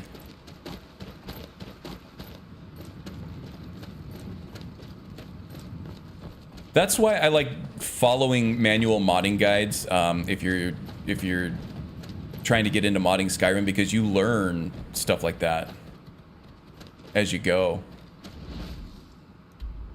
and it's not really just about prescriptively going step by step and doing all this stuff one thing at a time. It's more about if you're actually taking the time to understand what it is you're doing and what the guide has you doing, you can learn a ton about modding.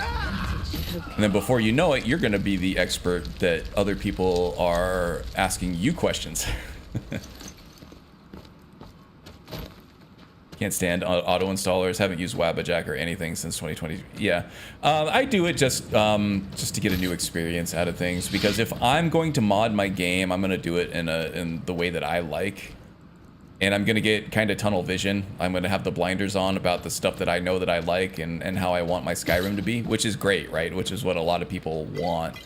But with something like Lorim, I get exposed to all kinds of new things and a completely different experience. It's been kind of fun. It feels like I'm playing a new game, for better or worse.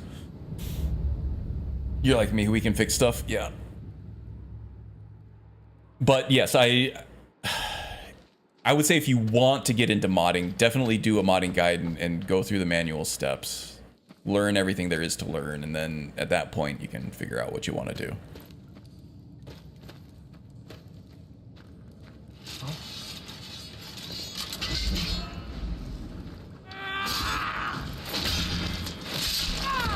I actually have an idea for a mod that I want to create. Yeah, see, I just one-shotted this Forsworn with a regular old block bash, not even a power bash, but just a regular old block bash.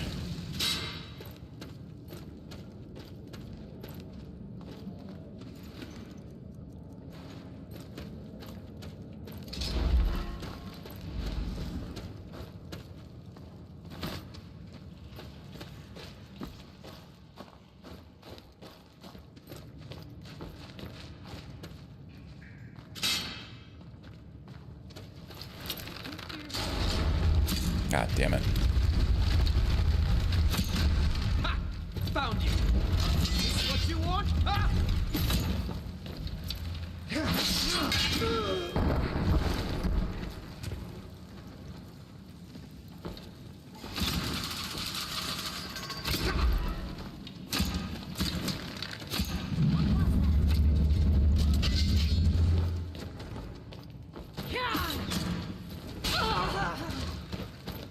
I can take you. What's the hurry? What's the hurry? You're trying to kill me is what the hurry is.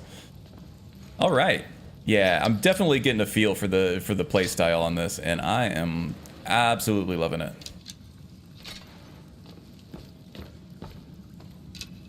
A lot of cool combos you can come up with when you're switching weapons like this. So, okay, what's going on here? This is my Book of Three Rings style that I had developed for this character. So the challenge with the warrior is not coming up with something that is strong, but coming up with a playstyle that's compelling. And so I divided it up into 3 rings, which was inspired from Musashi's Book of 5 Rings, which has a lot to do with different ranges that a battle will take place in. So the first ring is the outer ring, which is the archery ring, which is my bow. And for the bow right now, I have an ebony bow that I smithed up to legendary, and the enchantment that I have on it reduces armor by 120 points for 10 seconds. So this is what I try to open combat with, because it reduces armor of my enemies by so much. And then when I get them with this regular old dragon bone arrow, which does take a lot of damage away from their life pools, right? Then I'll switch over via hotkey to the orcish force arrows, which is what I use to pop that one Forsworn up in the air. That gives me the time to switch to my two-handed melee weapon, which has a longer range on it than my one-handed does. And I have this hooked up to proc Massacre, which is where you get that ridiculously high attack speed. That is perked out to proc every single time when I land my first two-handed attack in combat. Also, every 2 minutes I get to proc this rallying standard for free when I unsheath my weapon. So that's why I'm walking around with my weapon sheathed most of the time, is to get that rallying standard out when it's ready. And then at that point, I also do have the two-handed sword enchanted with paralysis. So at that point, if there are enemies still around, and I have procced paralysis, then that buys me time to pull out the one-handed axe and the shield, and then I can use the shield sprint to go through and knock down enemies that are standing, and then just wail on defenseless enemies on the ground with the axe. So ring 1 is the bow for the ranged attacks. Ring 2 is the two-handed weapons for mid-range attacks, and then ring 1 is the one-handed stuff when everything else is out. Now, I've been having a hard time trying to get enemies to survive that first ring. So yeah, that's been a challenge, but once I get the build guide out, I'll be able to crank the difficulty up on this. I just need to be able to demonstrate in the build guide how strong and viable this build is at legendary difficulty out of the box. And then once I do that, then I can crank it up to actually have more of a challenge with the character.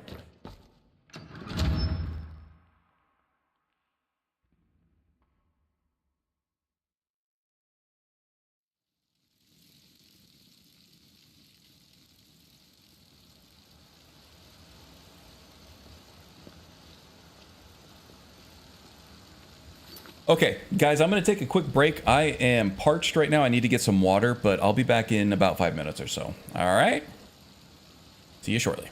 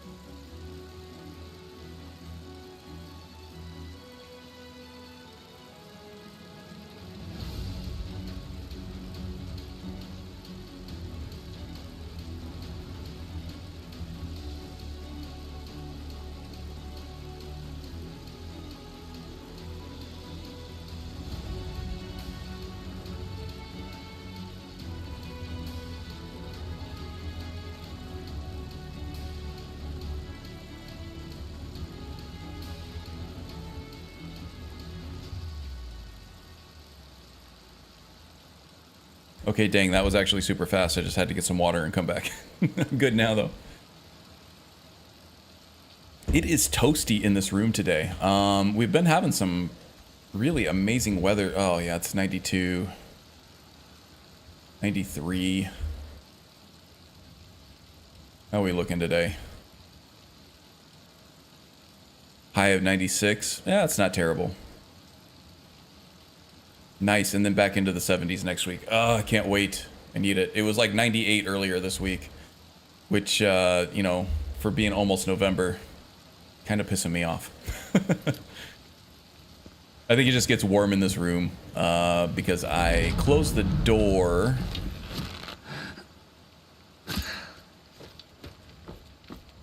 To prevent like background noise and things like that, but That's your best. Huh? but that means that all the hot air from my computer can't really escape. And also, if the door is closed, the thermostat's not picking up on the heat from my room, so I just start cooking in here while the rest of the house is cool. Thought I heard something.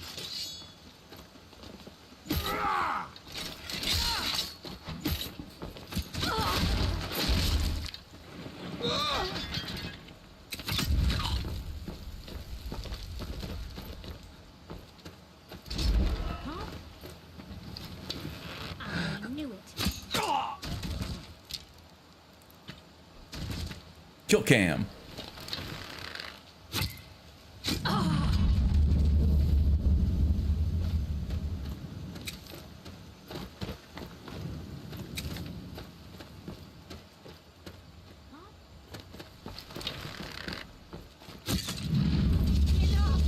Well, that one didn't stagger her. There we go. This what you want? Victory is yours. I submit. Oh. Oh, they don't know what's going on.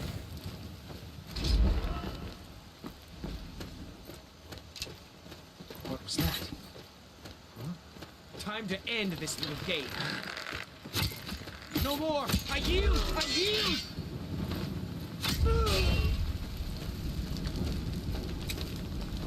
Wow, Maricine is deadly with that bow, and she has like high-level arrows in her inventory too.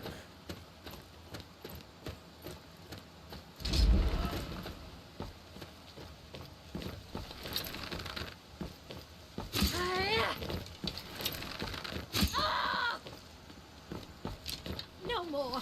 I yield. My arrows will find you and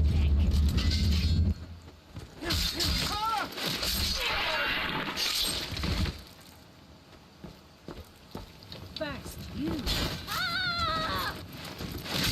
Oh man, this gameplay is just so visceral, and it's like responsive, feels good, looks brutal and amazing.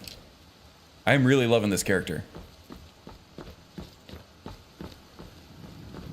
I was kind of worried when I was going to make just a straight up warrior for my next build that it wasn't going to be very compelling, but this is fantastic. It's so much fun.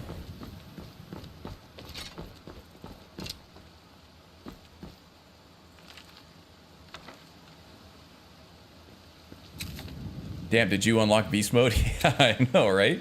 This is legendary difficulty. The build works really well. And it is fun as hell to play with all the weapon switching and enemy juggling. It's fantastic.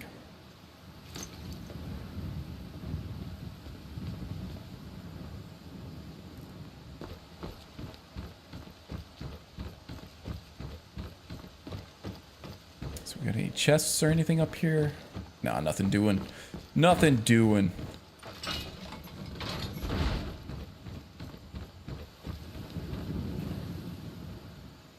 $96, that sounds awful.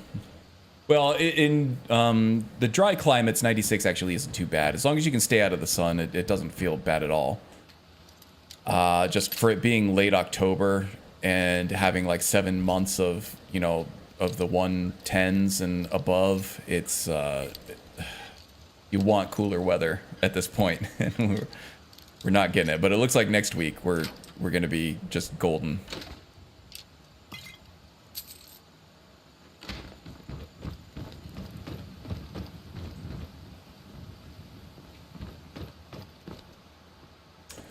Bunch of linen wraps and everything.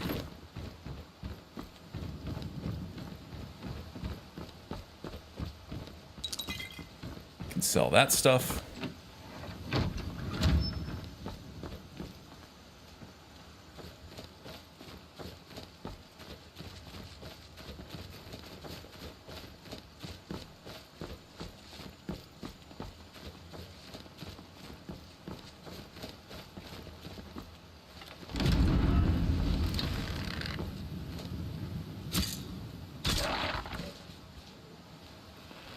Cull the wildlife a little bit. You got that one, Maricine? Yeah, you do. Look at that. No slow time needed. Some crafting materials for my good aim there too. And I actually see an ore vein over there I want to pick as well.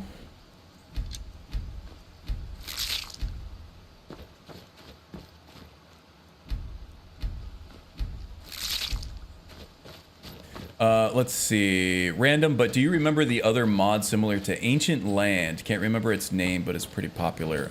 Ancient Land. That one's not actually ringing a bell at all. The Ruins. Yeah, neither one of those are ringing any bells for me. Are they, what kind of... Are they texture overhauls, or are they actual, like, new dungeons, or new lands, or what?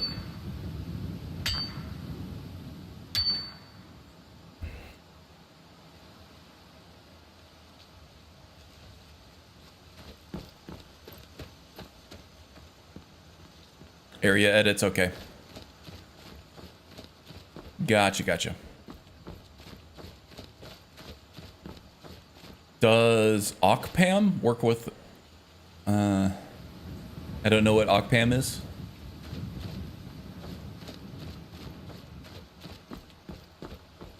There's a lot of stuff that will actually work with controller. That's one thing that I've been impressed with Lorerim. Is the controller support on that. Biggie Boss has done a ton of work getting smooth cam and the 80 XP MCO stuff working with controller and total directional movement with the lock on and everything. It works great with the controller. You just have to make sure you are running the correct controller profile for it. One-click power attack. Yes, it does work with the controller, but you do have to have the controller mapping for it. I'm not running a newer version of Nulvis, so I'm not really sure if they have a controller profile for it, but I know that Lorerim does. And the one that I'm using right now is just the standard one because that's the most responsive one for me. But when I switch over to my Lorerim profile, I have to use the community layouts and then this Lorerim one here. Vex MCO Xbox One controller for Skyrim. This might be what you need.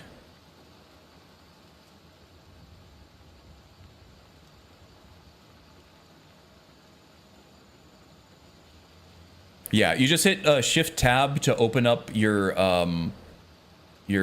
Steam overlay. So we'll start over here. You just go Shift Tab and then you click on your controller settings down here, and then you just click this this drop down here to set up your layouts, and you go to community layouts, and then this is, I'm guessing this is the Nulvis one. Vex MCO Xbox One controller for Skyrim. Oh, Wildlander has one too. Cool, the controller support has come a long way. Oh, you even got the wheeler stuff? That's cool. But yeah, I would say experiment with that stuff. But yeah, it does work in Lorerim. They just have custom controller mappings for different key presses and things like that.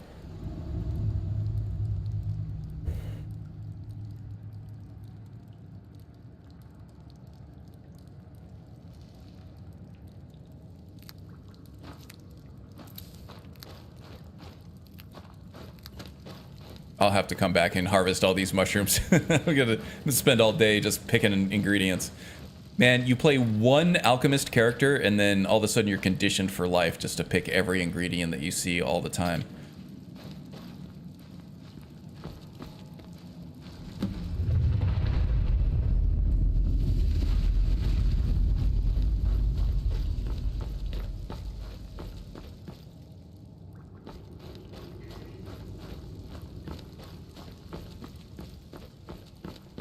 Now, I can end this really quickly. Here, let's do a quick save here. I can show you just how quickly I can end this fight on legendary difficulty.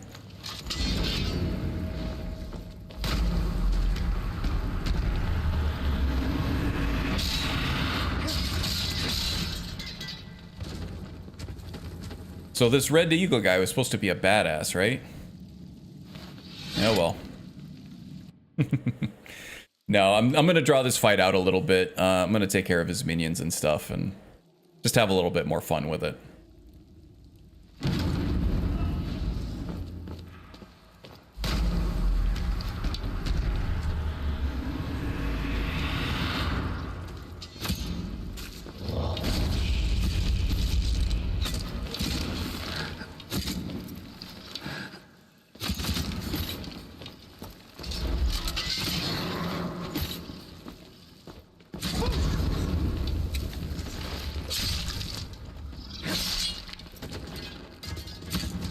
Well, I wouldn't call that exactly drawn out, but It's clear. a little bit more to look at, I guess. And just one charging power attack and then a super quick regular attack after that.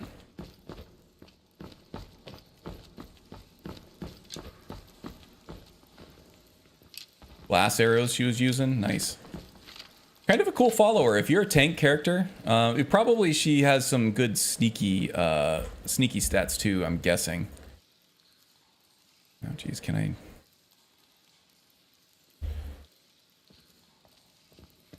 Keeps getting the particles from the fog. I can't seem to even click her right now. Oh, wait, I forgot that I could do this. Yep. Oh, there she is. Okay.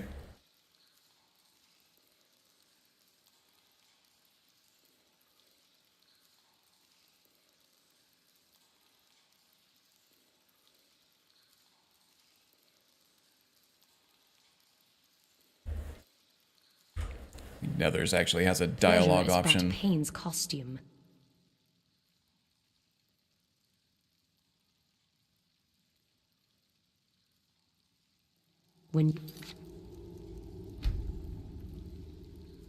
Yeah, I'm sorry. Forgive my curiosity here. I am just curious to see what Maricine actually will allow as a follower, because I've never used her before. Follower stats, here we go. 100% block, that's odd, considering she, well, maybe the block skill is for bashing. Light armor at 100, archery at 100, one-handed at 100. Okay, so she does do some one, okay, so 79 at sneak. Not bad, so not terrible. Put some muffle boots on her and she'll be good.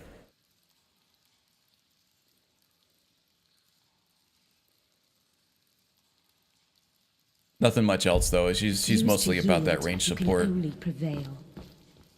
But yeah, she always has a great inventory of like high level arrows and stuff. Let's see. Needs to trace some Very things. well. Take what you must. She comes with an enchanted elven bow of fire. I don't know why she's got two of them. Probably some scripting bug or something. But yeah, we have fire arrows, glass arrows, ice arrows, iron arrows. Yeah, whatever. Orcish and steel. Darit, Dwarven, and she was using the exotic arrows earlier, the ones that explode. Seems every time I load the game, she's got a new inventory of high-level arrows to use, which is great. Interesting NPC. She's a cool follower. But yeah, very edgy. Not sure yet if she has any kind of like quests or anything, but I will find out.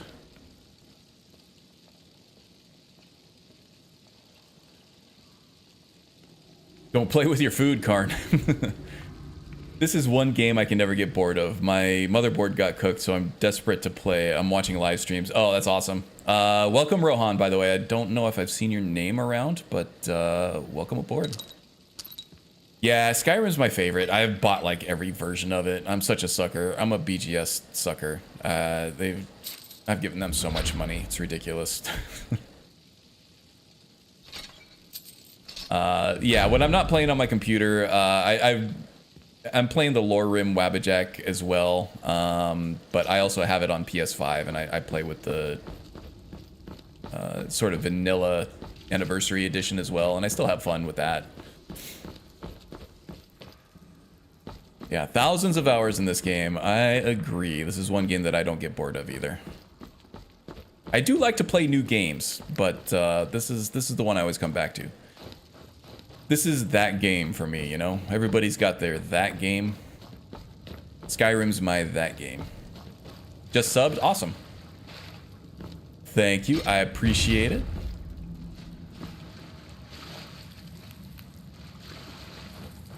So what kind of characters do you like to play, Rohan? Are you a sneak archer guy? Are you a mage guy?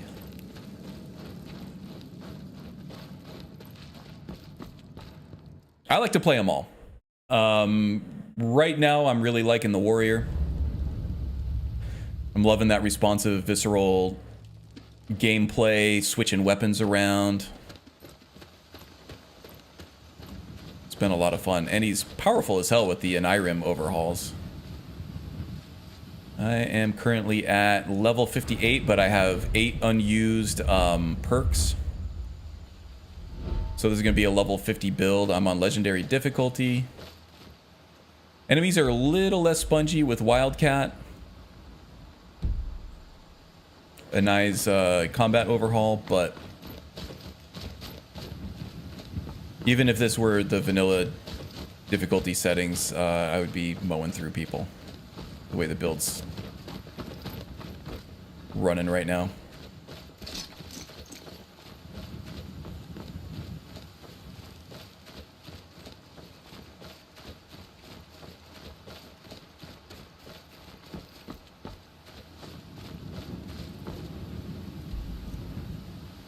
I overshot where I was supposed to be going. Okay, I need to go this way.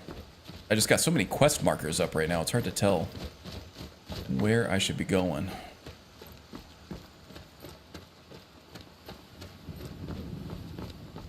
Oh, okay.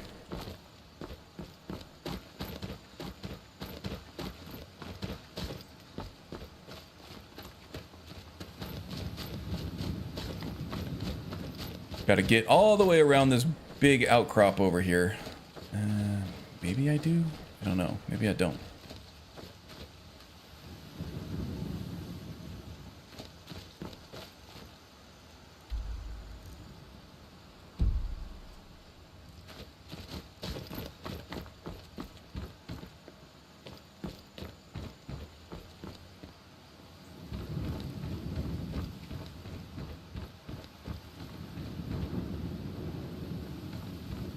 Something down there it's leading me to. Trying to get all these quest markers taken care of in some kind of logical order. Well, that's gonna hurt. Ah, it wasn't as bad as I thought. Oh yeah, the Boethia cultist. You there? Are you here to kill me? Kinda. Slay the mighty Lowgrove, while he sits tired and helpless. No, actually, I'm here to rescue you. I was just here for the sword. Rescue? Yeah, I feel you. Same for me. It's the game, No and let's be honest here, we're all sneak taken. archers. But I prefer mage knights. Nice. Yeah, we all get funneled into that sneak archer She at some sent point. you? Oh, wait. Mulek Bal's altar.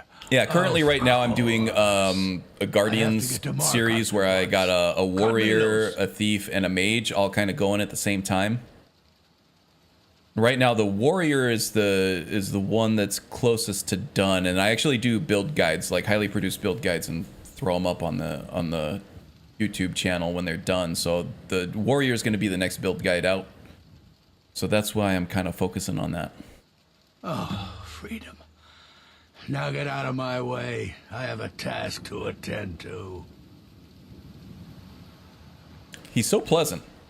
I've actually avoided sneak archery so much it was refreshing to play one again.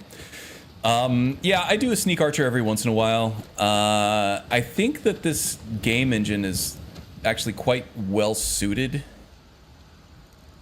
for sneak archery. Just the way the physics work and the NPC AI can be manipulated in certain ways. It works really well on a technical level, but it's also really fun. The problem is that the game really funnels you. It's the path to least resistance, right? It becomes very obvious at some point that the easiest way to get through the game and to clear these enemies is to not be seen and to shoot them from a distance and just to rinse and repeat until the enemy dies. So the game, whether it's by, I don't think it was by design, it's the side effect of that is that new players and even like intermediate players who haven't played you know, hundreds and thousands of hours like some of us have, it's an easy trap to fall into for most players like that. Okay, we need to go Serpent's Bluff Redoubt. We have quite the way to go. Let's get Pelgi, our horse, out here. We'll head south by southeast. First call, please. Watched a few of the videos before, but forgot to... Oh, yeah, no problem, man. Welcome aboard. Glad to have you.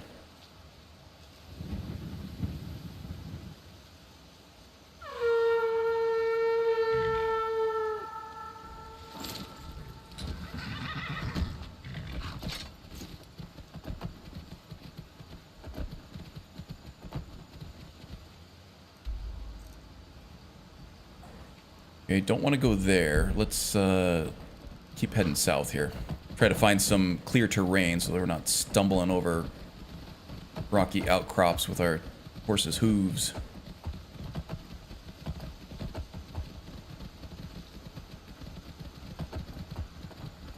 Now, I'm going to be getting kind of close to the hedge mage camp, the hedge mage armor camp, and I for whatever reason, since I've added the hedge mage camp, there's been some instability in this area. Might just be too much stuff going on in that area, but I'll do some saving and stuff here. That is Hunterborn doing its thing. Oh no, I'm sorry, not Hunterborn. Convenient Horse is doing its auto loot. When you kill something on horseback, it will auto loot it for you. What is this? Alright, well, it's not Skyrim if you're not getting sidetracked. So let's get sidetracked. Should be a few Forsworn and a Hagraven up in here, if I remember correctly. I'm warning you, back off.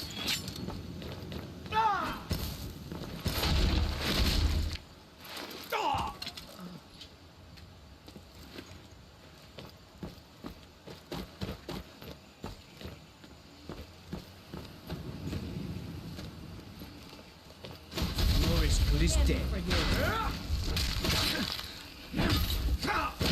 Oh, backpedaling mages. I hate them.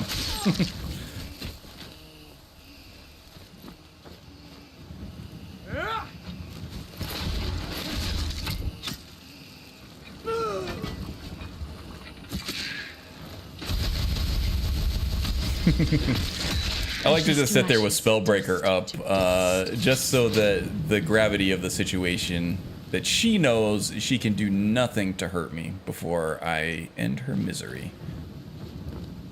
That's pure dominance.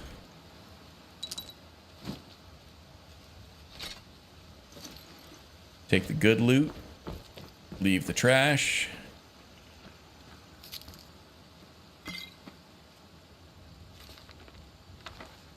King, I believe, is, I don't know, I think that's a block skill book.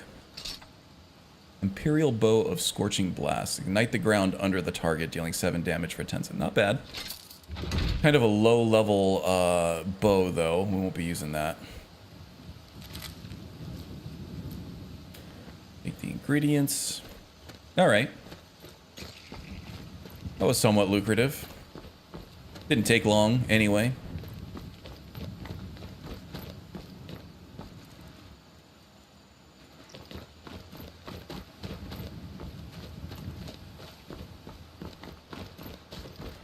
Alright, back in the saddle again.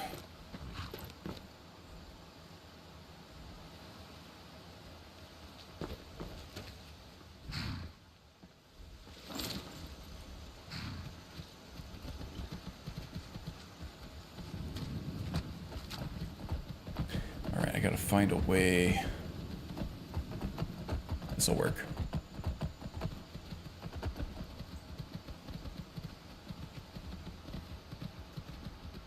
Believe I'm headed the right way? No, I am not. Alright. Back up through this path and then we'll turn right.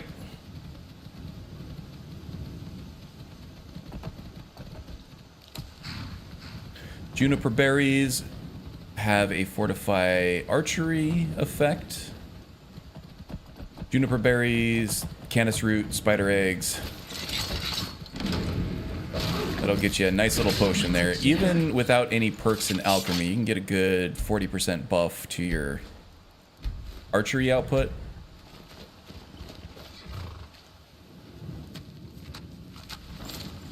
Alchemy is good for every character.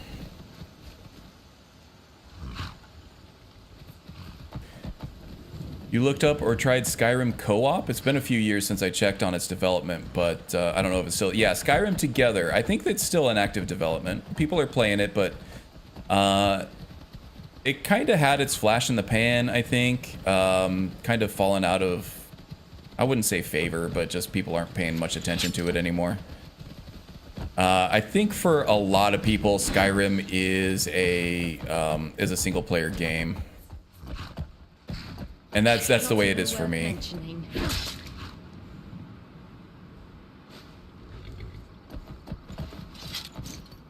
So not totally interested in it, but I can see how people would be. And then of course, you know, you got to be able to get on the same page, modding and everything, for all the mods that you want to be using for it. And some mods just aren't going to be compatible because of the nature of multiplayer gaming. Where the hell am I?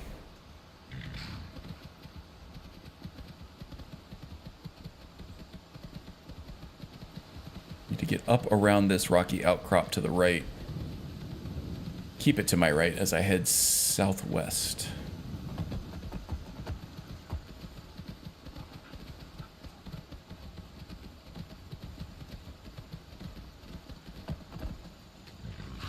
Okay, we got another Forsworn camp here.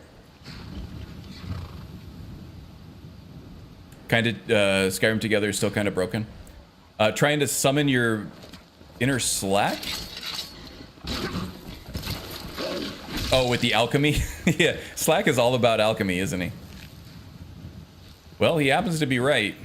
I fought worse than you. Just bowl him over. Vampire Mampire. Man, vampires are so weak.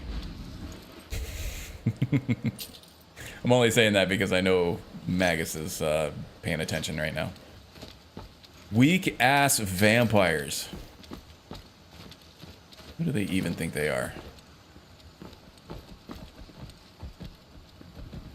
Moldering ruins, nice.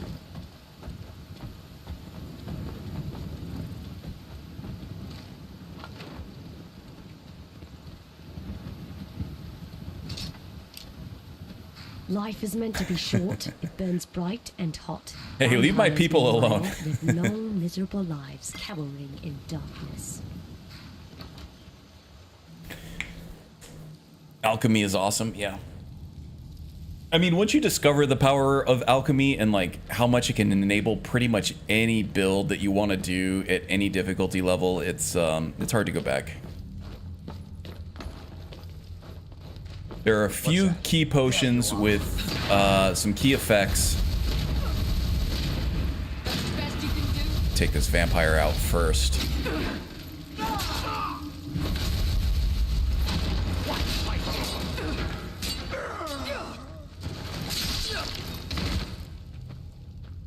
Thundering blow is ready. All right, let's go blow some thunder. Well, I think I won't get a chance to now because that is the extent of the moldering ruins. Vampire Thrall was pretty tough.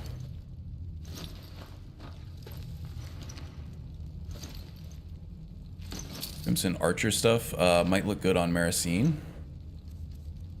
Maracino Cherry.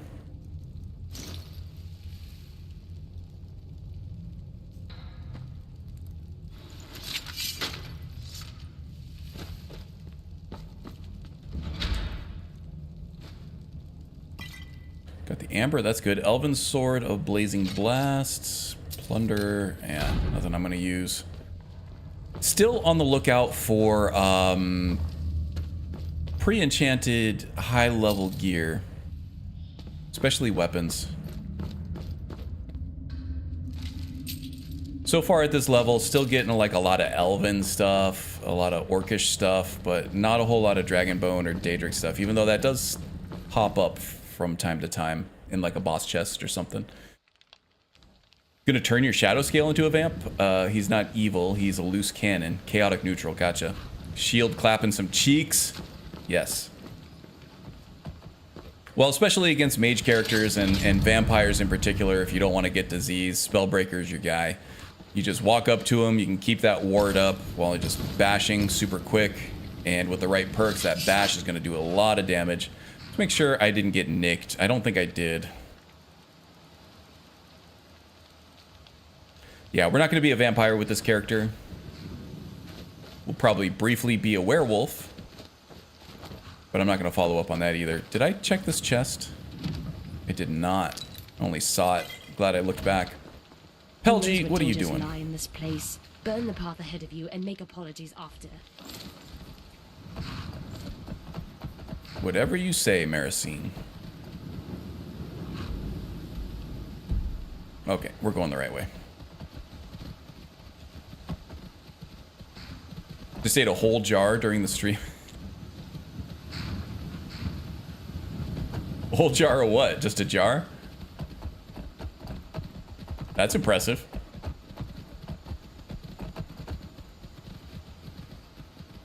I'm kind of hungry though. I'm actually kind of starving. My wife brought me a pumpkin-filled donut for a little birthday gift. And then she also got me a PS5 DualSense Edge. Something I've been wanting for a while. The fancy sort of elite version of the PlayStation 5 controller. And she got me this sick-ass, sexy shirt I'm wearing, the Galloping Ghost Arcade. We were talking about this arcade in Chicago a few weeks ago. And apparently she overheard me talking about it, how it was like a bucket list item. So she got me the shirt and said she wants to take me someday. That's awesome. I think she's a keeper. Oh, the maraschino cherries. Okay, because I made that joke about Maracine. That's awesome. Maraschino cherry. Now my horse is over encumbered. Great. I really got to make a crafting run back at Lakeview Manor here as soon as I can. Never should have come here.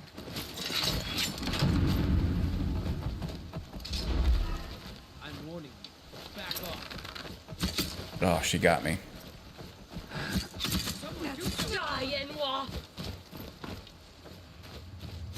More archers, of course. Ah, my arrows are better. Who else we got over here? Anyone? Oh, Caught you sleeping, huh?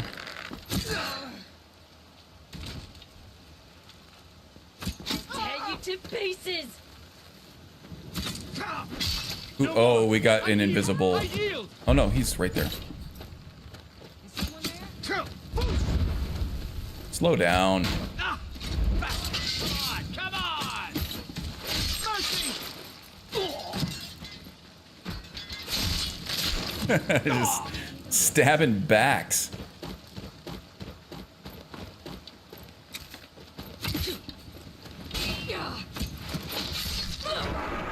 Stab, stab, stab, stab.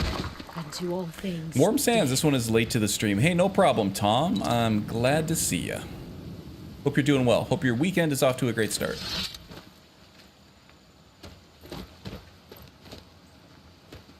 What's going on in your world, Tom?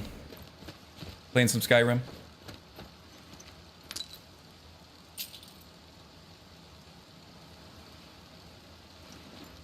Captain's Sword. Kind of valuable, but not really unique.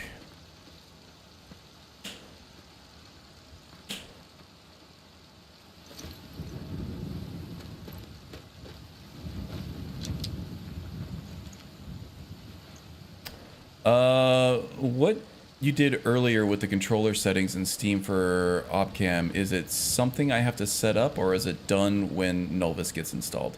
No, you have to do it on your own. I don't think Nulvis can do that. Well, it might be able to, but I doubt that it does.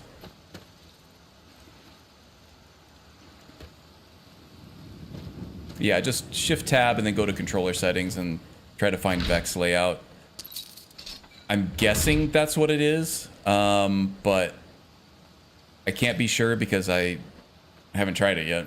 But there should also be documentation either on the website or in his Discord or wherever else on controller support. It may not be official, but might be better than nothing. Might be worth a shot.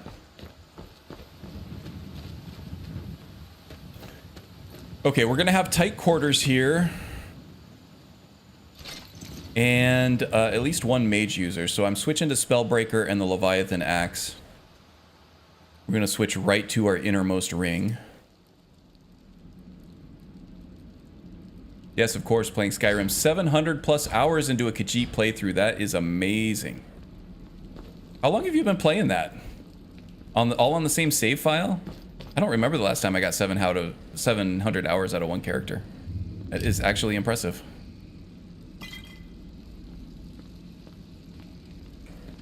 What was that? Is someone there? Don't want the lantern.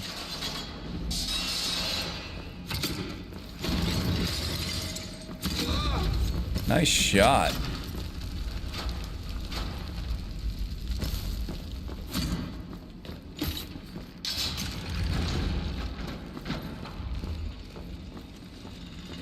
Show me what you got.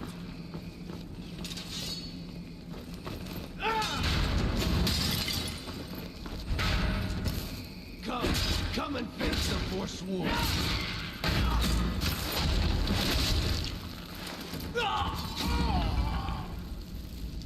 Oh, the humanity, the pure brutality of this warrior build.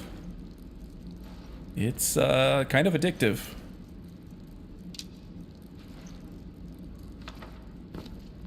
Not gonna lie.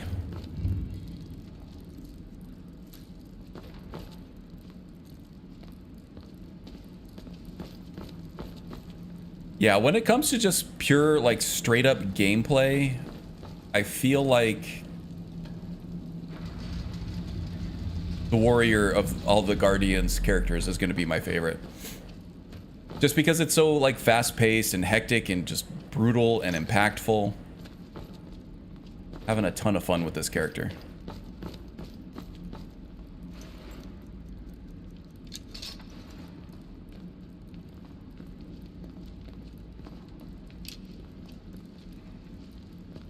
Ooh, we got a Dragonsteel katana. Nice. And now I am over-encumbered. Maricine, ease my burdens. Pleasure is but pain's costume. Oh, you're one of those, huh?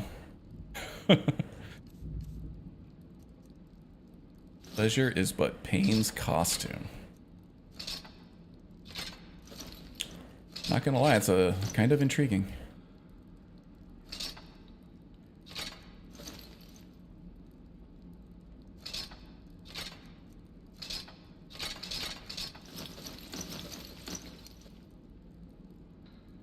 Right at 300 on the shadow scale, level 51, going to join the Volkahar Vamps. Nice. But playing as organically as possible and no fast travel. That's the way to do it. I have to toe the line because of this channel's kind of bread and butter is build, so I kind of have to play faster than I would otherwise like to. But yeah, that's the way to do it. Slow down, get into the headspace of your character, savor every second of it, and you'll get a lot more out of your playthrough for sure. Death to dragons. I haven't done that much in Skyrim. Maybe the Argonian Thief is the closest I'll get to that for a while, but I've done it in Starfield recently. So it's nice to be able to get to that kind of gameplay. But I feel an obligation whenever I play Skyrim, and that it kind of sucks, actually. If you're a content creator, you probably know the guilt that I'm speaking of. Where it's like, it's hard to just enjoy Skyrim on your own. You always feel like you got to be doing something for the channel. And because of that, you end up playing a little faster than maybe you otherwise normally would have. Paladin Greatsword. Now it's kind of heavy. Dwarven Gauntlets of Coalescence. Recharges weapons 8 points per second up to the charge level. I have enough money. Raburus's Necklace of Miracles. 20% chance to loot an additional magical item from people you killed. Maybe.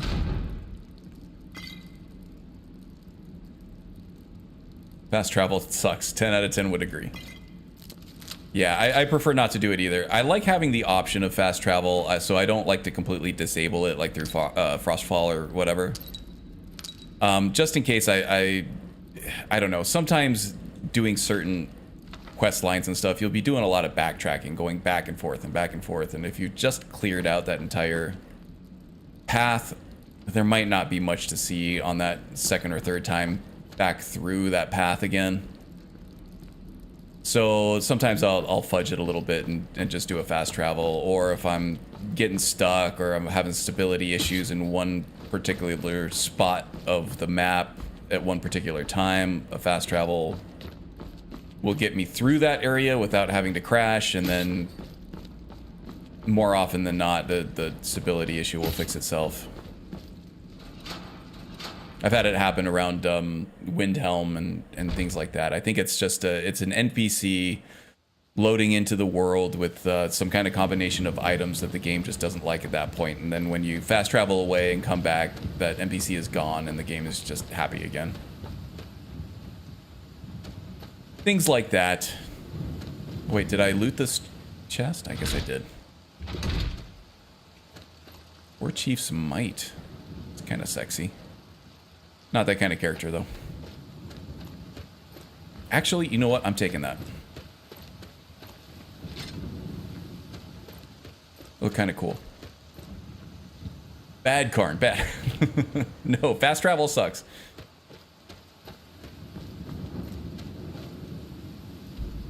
Yeah, I mean, I agree with you. I try not to do it.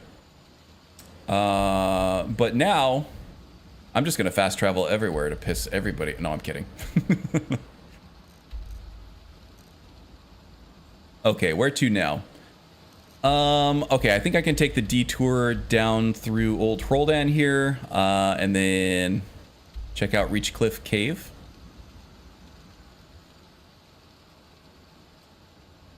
Got about 30 minutes left in my streaming window, so we should be good. Where the hell is my horse?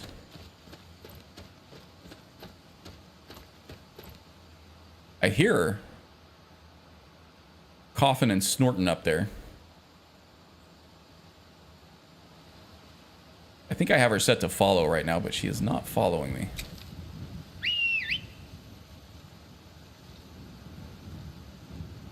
Oh, here comes Maricine. But not my horse. I wasn't whistling for you. Okay. Is she set to follow? She is, but she's not following. Anyway. All right, so I need to head north. Northeast, it looks like. Or no, northwest. And then I got my east and my west mixed up earlier. Northwest back through the moldering ruins, and then take a left through that path down southeast or southwest, and then yeah, all the way up to the Karth River. So northwest be this way.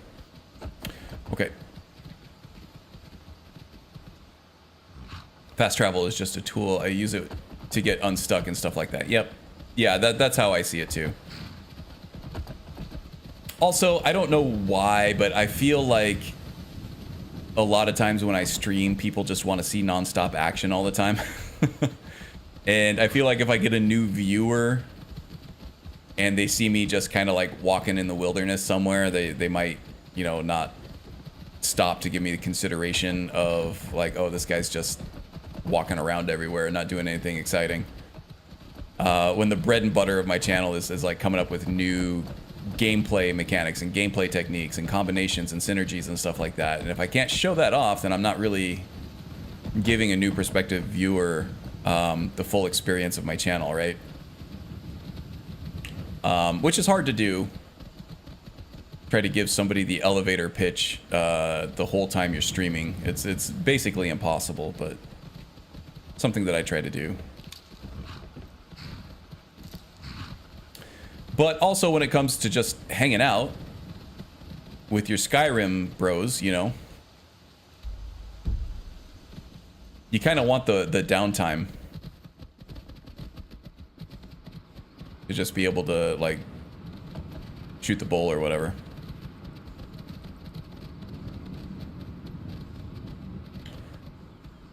Let's see. Unless you're Stu, that guy could fill the gaps with thorough ideas on roleplay game. Yeah, right. I have the better fast travel mod, which adds a bunch of carriages and locations. You can, yeah, I have some added carriage locations too that I do make quite a bit of use of, and it is much more immersive than just, you know, clicking a map marker and going there. What kind of iron ore? Yeah, that's fine. I got enough money now. I can just buy all my crafting materials.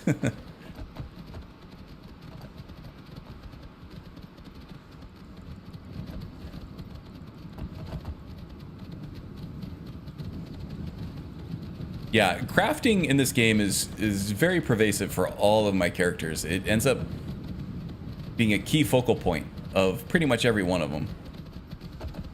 To the point where, like, if I am focusing on enchanting, I'm very keenly aware of every enchanted item I find and trying to keep track of all of those and which ones I have and which ones I don't.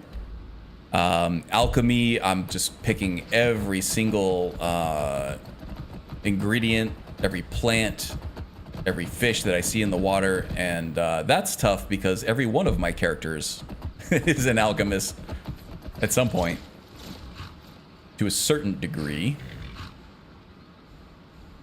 Much like Major Slack, as Magus mentioned earlier. But it's just so useful for every single build. And then, of course, with smithing, I'm always like keenly aware of where any ore vein might be, and just keeping my eye out for that.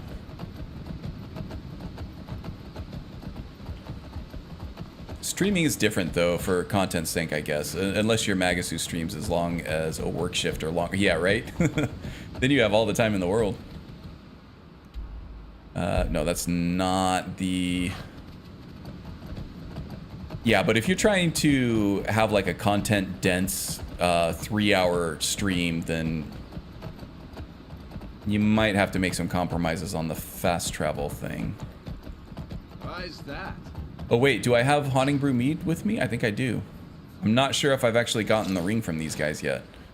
The meads won't argue your ear off. Hail, friend.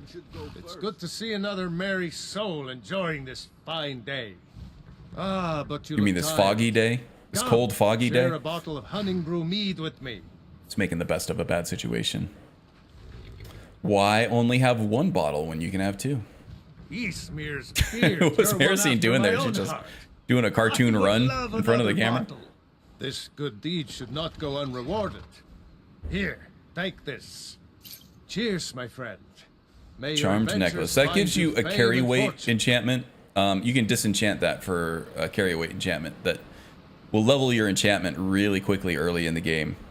I have a lot of different like patrol mods and random encounter mods installed as part of Nulvis. So these guys, the encounter of these guys is really few and far between. But yeah, that's kind of a pro tip for you. People have known for quite a while, but not everybody knows everything about this game all the time. Yeah, so keep a bottle of Haunting Brew mead on you. If you encounter the Merry Revelers, give them a bottle of Haunting Brew mead, and they will give you a carry weight enchanted necklace that you can disenchant and use to level up your enchanting skill. Good stuff. You've come. The Draugr infesting the Mirror Sanctuary are inside. Let's see. Could you pickpocket the ring? Oh, there you go. Don't even need to give up your Haunting Brew when everything they have is something that you can have. Streaming, video creation, etc. is often different than just playing, though, too. So fast travel is often fair game. Yeah, I would agree. You playing Nulvis now? This is old Nulvis, Tyree. Then I'll wait. So yeah, I did install Nulvis Sanctuary years ago. Probably, I don't remember. This might have been pre-pandemic, so this would be like 4 or 5 years ago now. So it's an old version of Nulvis that I've heavily customized, and I kind of doubt that there are even a lot of similarities between what I'm running and what you're running with newer Nulvis now. It's less Nulvis and more Karn's. Yeah, pretty much. This is Karnvis.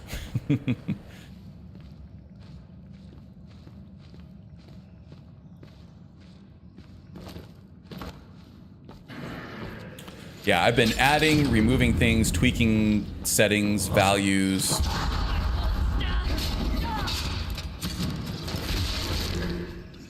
To get it to be something that I want specific to myself, and then also be able to get the benefits from all the new cool armor mods and animation mods and things like that I want. And I get the full Skyrim suite, which is really the cornerstone of what I do for Skyrim at the moment anyway. Do you have any Warhammer? Yeah, I'll take those. Draugr may waddle about like cripples, but what they lack in dexterity, they make up for in numbers, and surprisingly, stealth. Best to stick your dagger in every corpse, regardless of how soundly they sleep. Stick your dagger in every corpse? Is that an innuendo? Anyway.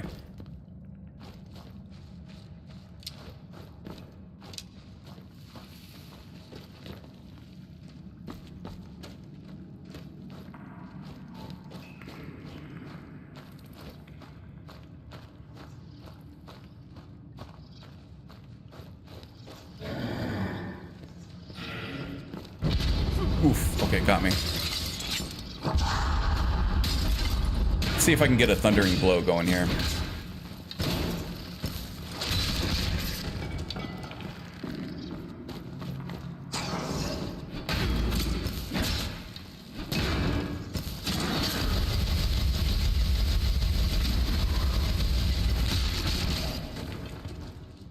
Man, I got my 8th hit like right at the last hit of that. Damn. So Thundering Blow is kind of fun. This is one of those Ordinator perks that changes your gameplay up a little bit. Let's see here. Furious Strength, Disciplined Fighter, Thundering Blow. So what Thundering Blow does is once you do 8 or more regular attacks with a one-handed weapon, your next power attack is going to deal double damage, and it's not going to cost you any stamina. But one thing that I've realized playing this is that your shield bashes, your regular non-power attack shield bashes, count as regular one-handed attacks. So it's quite easy during the course of either a large battle or even like a dragon battle or a battle with a giant to rack up those 8 attacks and then be able to unleash a huge power attack after that. Ashes to ashes, dust to dust. Of course, when you're this much of a beast and you can kill a Draugr white in 2.5 hits, doesn't really give you the chance to work those up. Now, once this build guide is done and out, I'll be able to crank up the difficulty on this way higher through Wildcat.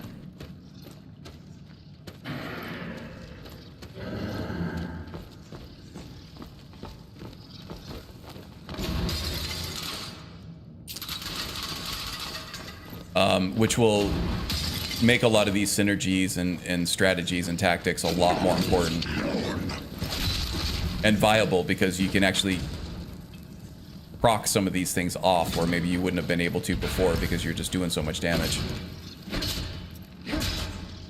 What a joke.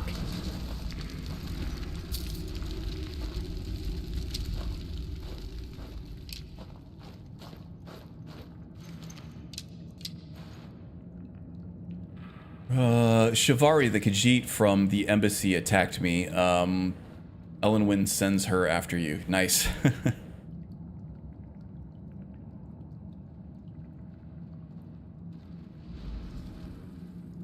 I'm currently in the process of building an archer character who switches between archery and destruction. That's kind of cool. So switching between 2 different ranged modes of attack.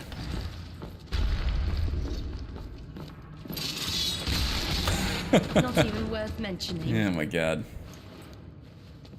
He makes this like grand entrance and then just takes 1 axe shot to the face and he's done. It's awesome.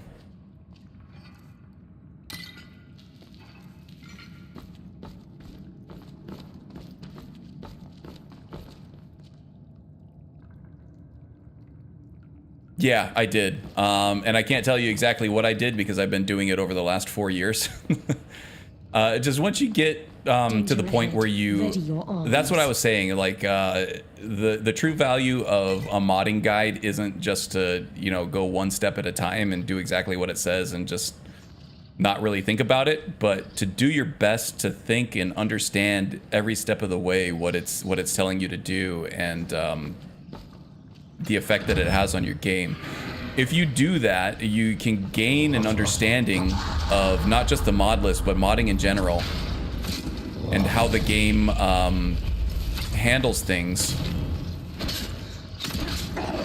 on a bunch of different levels, and then you can start adding and removing stuff. But until you get to that point, I really wouldn't recommend making any changes to a big mod guide like Nulvis until you really know what it is you're doing.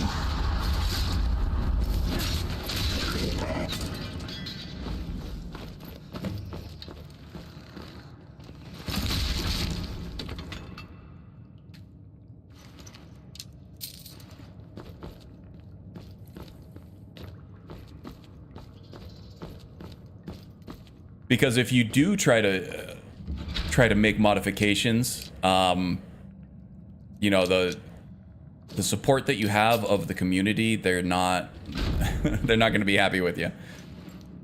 They're going to be like, well, yeah, it doesn't work. You changed this and this and this, and then yeah, mod list authors typically do not like that.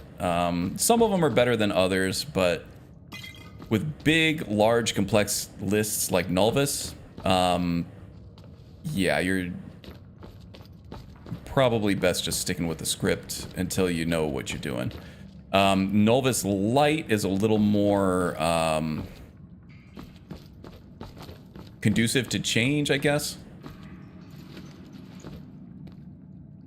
More so in terms of adding stuff to it than taking stuff away.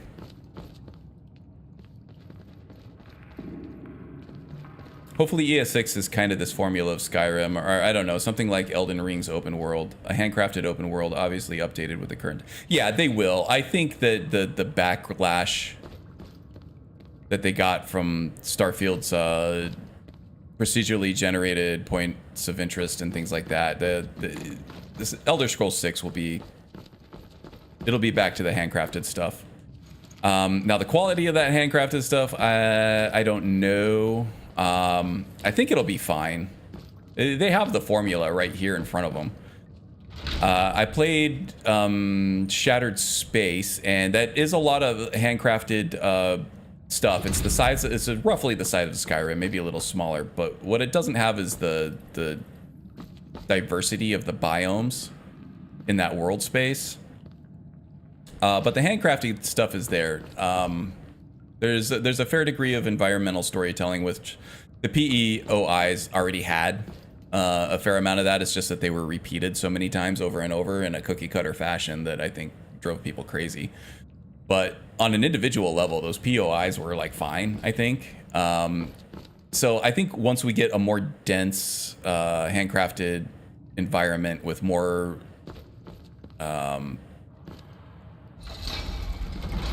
biodiversity in the biomes and the fauna and the flora and stuff like that, and more things to get sidetracked by from point A to point B, I think we'll be all right.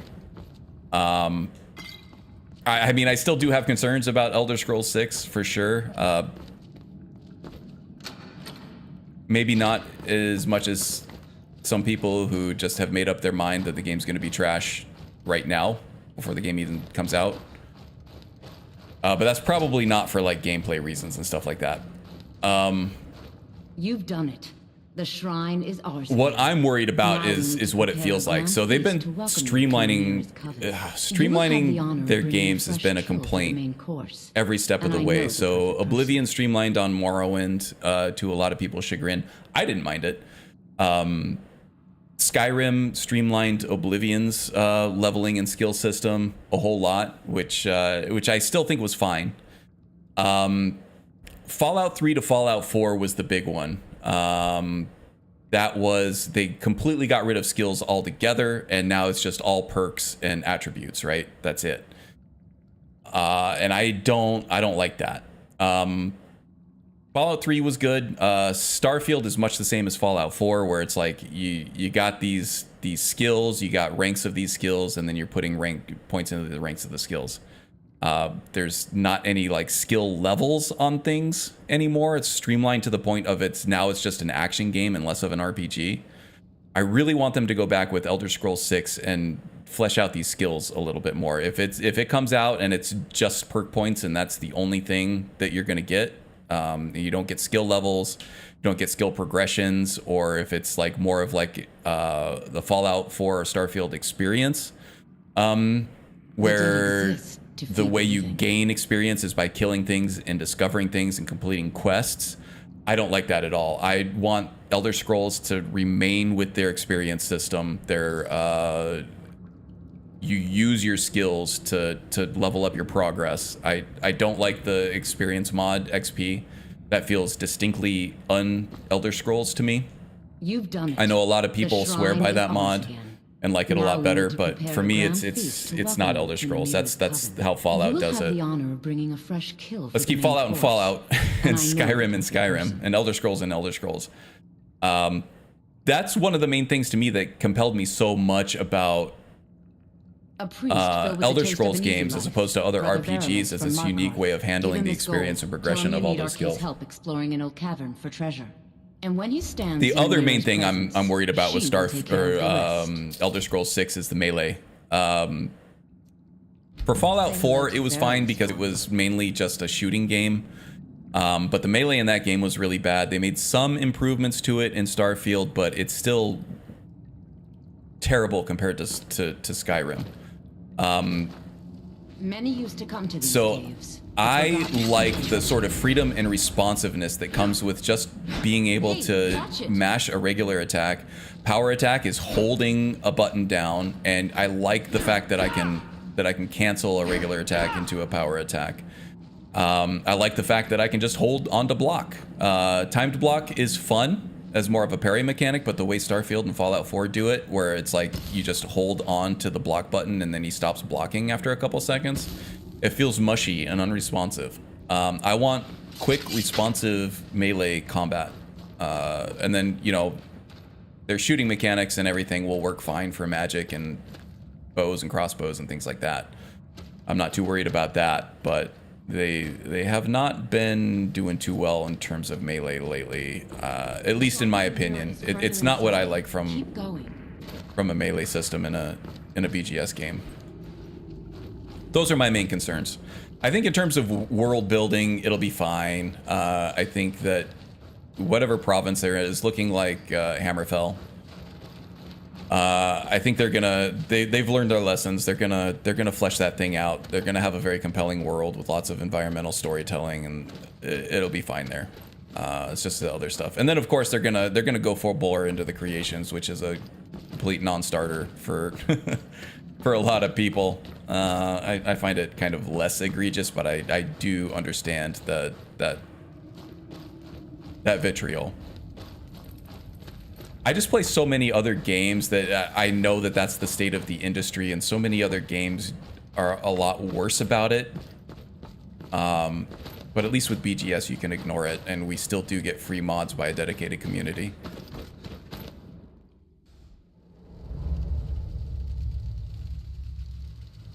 They peaked with Skyrim?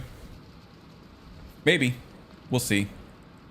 Probably. I mean, I'm not saying that Starfield is bad or that Fallout 4 was bad. It's just it's not as good as Skyrim, in my opinion. So maybe just because Skyrim was so damn good that maybe they peaked there. I don't know. We'll see. BGS does retain a lot of talent, but they get a lot more people into. And their veterans seem to really value being able to do something new and novel. So I feel like making them do Skyrim over and over again is not, even if it's a new game, but they just do all the same stuff they did in Skyrim. It's probably not fair to them, and the quality of that game is going to suffer for it if they're not doing something that's compelling to them.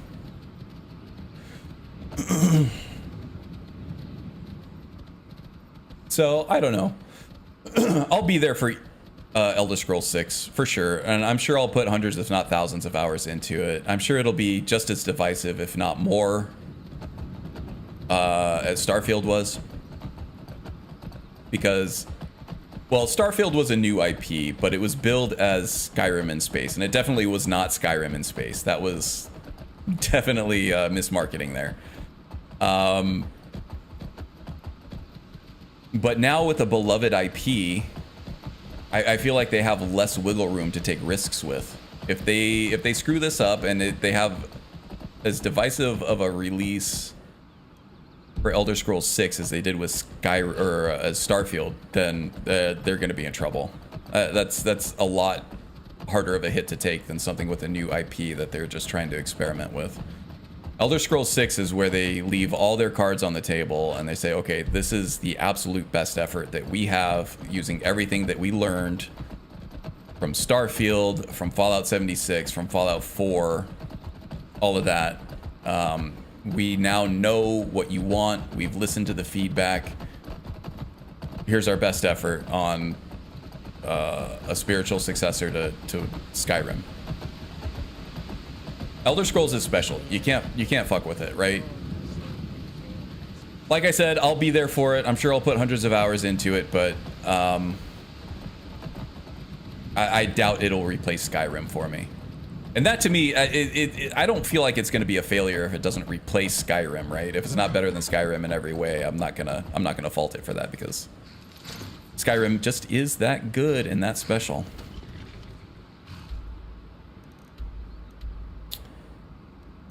Okay, I gotta do Igmund. I gotta do, okay, all that stuff.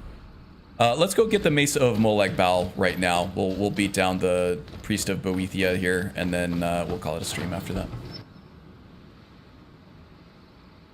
Yeah, I don't want Elder Scrolls to go full Elden Rings or Souls-like, because I feel like they need to stay separate. They need to keep their own identity. And for better or worse, BGS has kept a good amount of its identity from release to release. even Starfield is a BGS-ass BGS game. Bugs, creation engine, all that stuff. It has a lot of BGS DNA in it. Like I said, for better or worse, it is a BGS game through and through, and I'm here for it. If they started taking too much from Elden Ring, like, I don't want a lock-on mechanic in my vanilla Elder Scrolls game. I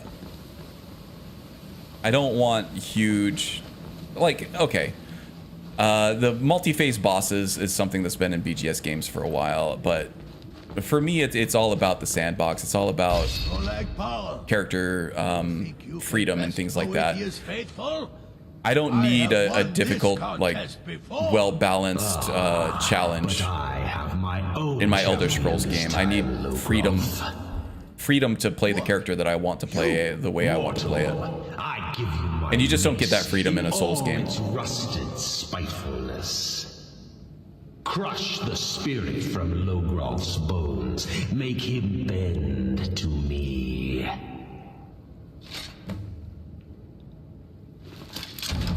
All right, Logrolf. Boethia is bad. You mortals and your frail, limp, pathetic bodies. Try it again. No more. I submit, Molag Bal. I could do this all day. You bend to me. Yes. You pledge your soul. Oh, he just came right out. You could have just done that the whole time. Yes. You forsake the weak and pitiful Boethia. Yes. You're mine now, Logrolf. Kill him.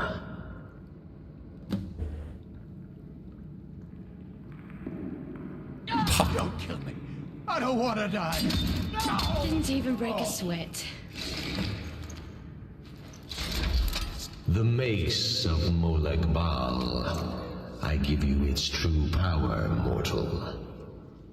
When your enemies lie broken and bloody before you, know that I will be watching.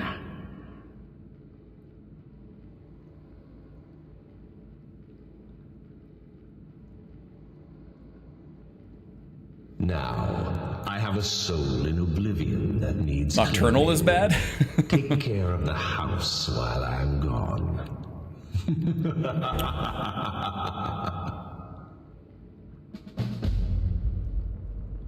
Okay. So there we go. Let me catch up on chat. We had some conversation starters there about ES6 and Starfield and all that, and you know I can't let a good Starfield argument go. Let's see, where are we going here? They peaked with Skyrim. Kind of agree. The mod on Discord said it wasn't a light version, only a redux. Okay, so it's probably light in terms of graphics and things like that. Since Skyrim, have they done any better? I wouldn't say they've done better. I also wouldn't say they've done a ton worse. I don't think the post Skyrim games are trash. I think they're good games. They're just not Skyrim. They killed Skyrim, it seems, accidentally. Their timing was just perfect.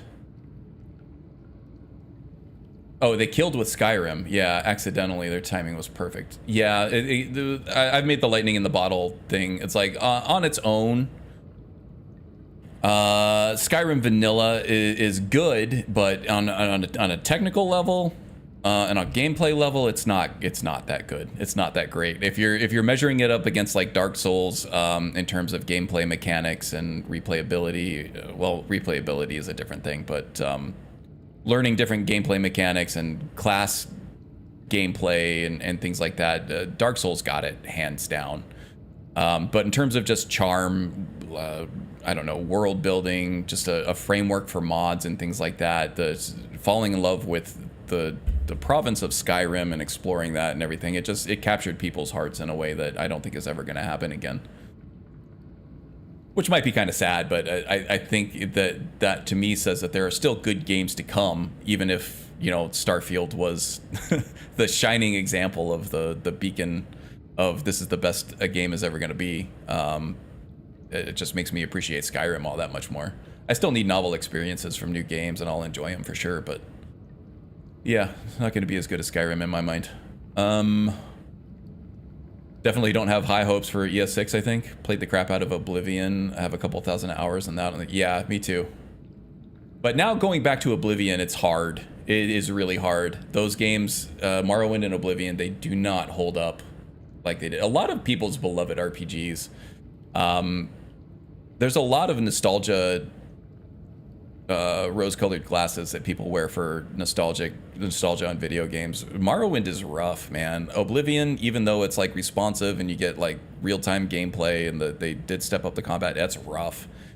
Fallout 3 is rough. Fallout New Vegas is rough. I went back and tried to play Dragon Age Origins a few weeks ago. I got about 10 hours into that and I was like, I can't do it. Witcher 1 was rough. All these beloved classic video games, you go back, they're close to unplayable anymore. They just don't hold up. Skyrim was right on that line of like, okay, we haven't streamlined too much, so we still have this in-depth skill system that's nuanced and intriguing and everything. We have all these perks that you can mix and match, and you have all these character builds, all this equipment, all these enchantments, all this magic that you can mix and match the way you want. And open-ended gameplay, open-ended story building on both the beginning, so you can have your characters backstory, and then whatever you want to do after the main quest line is over. It's open-ended on both sides, so you get to completely define this character from gameplay mechanics to story to personality to the things that he does in the game, and you get to refine that even further through mods, so that's an actual tangible difference when you roleplay something. Very cool. And other games just haven't had that. That's a BGS specialty that other game studios just aren't going to be able to replicate. I think a modern version of the system Oblivion and Morrowind use combined with Skyrim would be ideal. That would be really cool. Just a little more depth. Although I think Skyrim has enough depth. Fallout 4 and Starfield, they're really lacking in depth in terms of RPG mechanics and character building and things like that.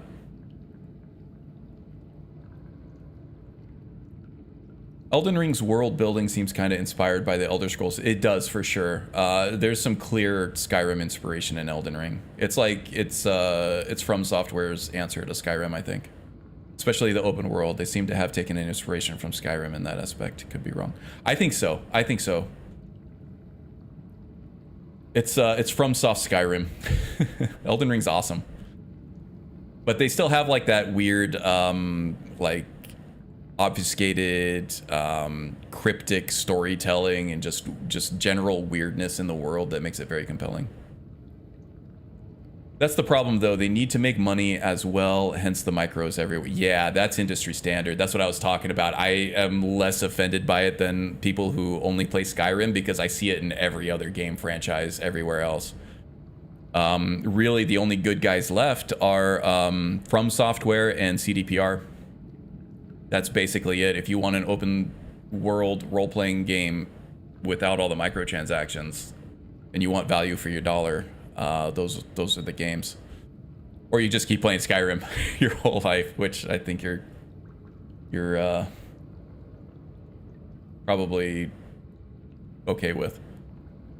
They won't learn, and well, they've established a business practice. People aren't as mad at the creations as they were when they introduced the paid mods. Like, I don't know, was that like 10 years ago on Steam? That was a huge backlash to that, and there is definitely a backlash to creations as well, but they've been stubborn about it, and now people don't seem to mind. People love their Starfield creations. People love their Skyrim creations now. Yeah.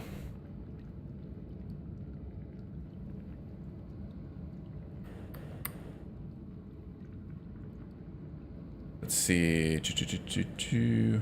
They should be listening to the community and their consumer base. The thing is, they are. The hardcore Skyrim players and the mainstream Starfield players, they're two different communities. They're listening to their mainstream Starfield players right now because that's where they're making all their money. It's not us. They're not listening to us because we're not making them any more money. We're the ones that kept Skyrim alive for him for so long. But so maybe there's something to that.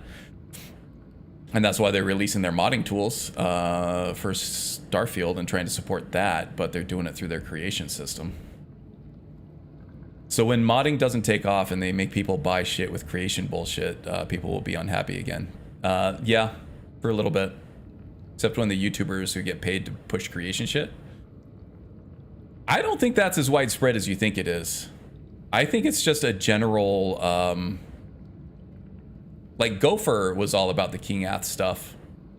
Too many people on King Ath's ticket. Yeah, just speak of the devil. Gopher's not getting paid for that stuff. Like King Ath isn't paying that guy to do anything, but he just genuinely thought it was a good value proposition, which is why he was talking about it.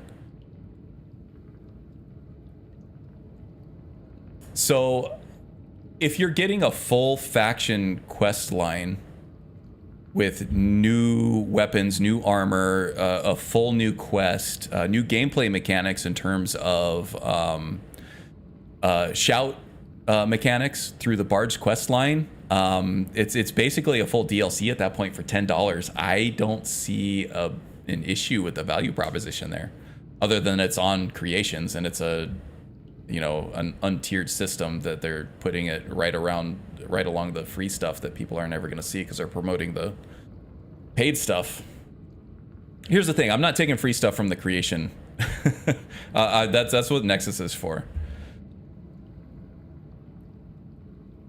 For me, it's all about value proposition, and if you're giving me a good value proposition, if I'm getting as much stuff from that Bard's College expansion as I'm getting from Shattered Space for $10, that doesn't sound too bad to me. I don't see what the great evil is there.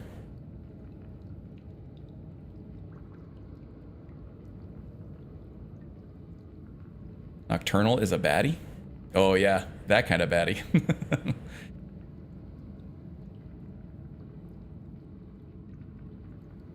Skyrim vanilla combat and mechanics sucks. It sucks compared to From Software stuff, right? It doesn't suck compared to like CDPR stuff, especially The Witcher 3. It's raw, right? It's raw and it's wide open. It can be kind of janky and stuff like that, but and it's not as refined as the Souls stuff. But it's not as bad as people like. Okay, so if you take the vanilla Skyrim combat system and you just want to just do button mashing stat checks, then yeah, it sucks. But there is nuance to it. There's a block bash that you can use to cause a stagger. There is an attack cancel system with the power attacks there. There's sort of a paper rock scissors between if you're blocking, you're going to get beaten by a power bash or a power attack. Your regular attacks are going to get beaten by a block, and then a block bash is going to beat power attacks. There's nuance there. There's nuance and finesse to be had there in the vanilla game. You just have to find it. But if that's all you're doing is, you know, doing stat checks and button mashing, then of course it's going to suck. So does Starfield's? I don't agree. I think Starfield's combat is good. Pretty bad compared to what I've seen in other AAA. I played other AAA games. I played all the other. I played Doom, Doom 2016, Doom Eternal. I played a lot of Cyberpunk 2077. I played a lot of immersive sims. So you know, Prey, Far Cry. I played a lot of Call of Duty, and the combat in Starfield it keeps up with all of that. Starfield's combat's good. They have it. They nailed it on that. I don't know what other triple games you think are better, but Starfield is right up there with all of that.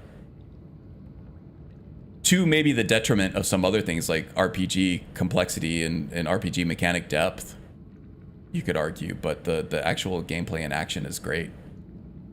And in terms of shooting, the melee stuff sucks, but the shooting's good.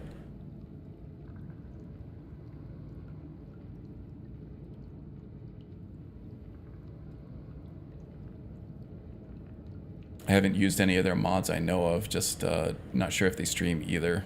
Just know if they mod Skyrim, yeah. Elden Ring from Soft's Skyrim anime form. Yes, indeed. Enough of them are getting paid for creations. Yeah, that's fair. Maybe. I don't know. I just really don't know. I think that the creations, while there is a lot to be said against it, it's not pure evil. There's some good things to be had. It's definitely not the good old days of just everything is on the Nexus and all modding is free and everybody's just doing it for the passion, and now people are doing it for the money and flipping things around. That's where the value proposition comes in, where people are just flipping assets and charging $7 for a gun. That's terrible. That's awful. And that BGS should be putting a stop to that if they want creations to be taken seriously. And if they want people to come over from the Nexus and free modding, they're going to have to crack down on that stuff, but they're not. That's the biggest evil that they have. And I'm sure people are getting paid to promote this stuff, but I don't think it's widespread as some people might suspect.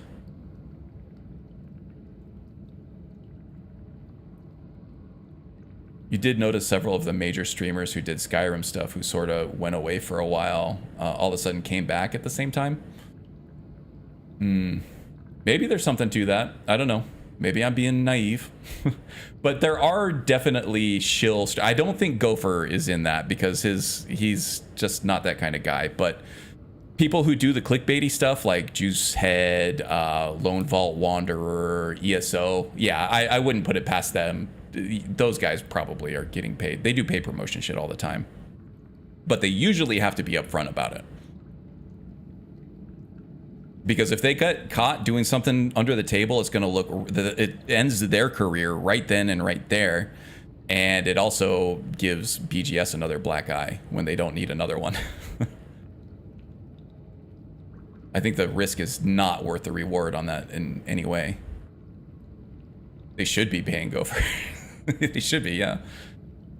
Let's see.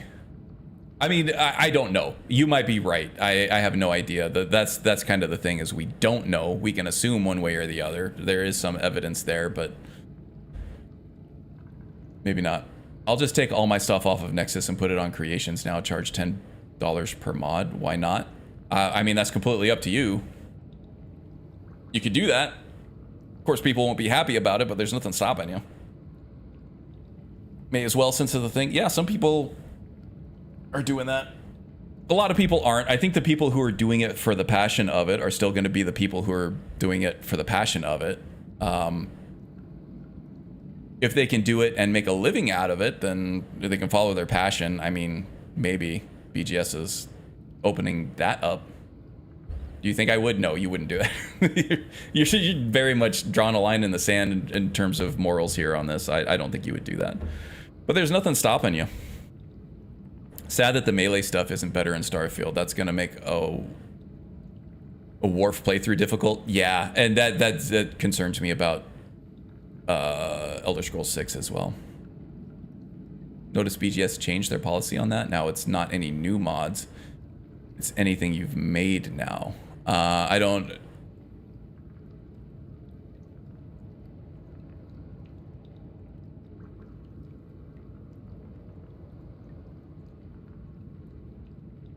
Oh, so you can put old stuff up there? Yeah, it doesn't have to be a new mod. Yeah. That changed and people are greedy. Yeah, absolutely. But I mean, that's the way capitalism is supposed to work, right? You put a price on your item, and if it's worth it for somebody to buy it, then they'll buy it. And if it's not, then they won't. And if enough people don't think it's worth it, then you either drop the price or take it off the market, because then it's not worth it to even put it up there anymore. And if people do buy it and it is worth it, then, you know, you'll get to keep selling your stuff.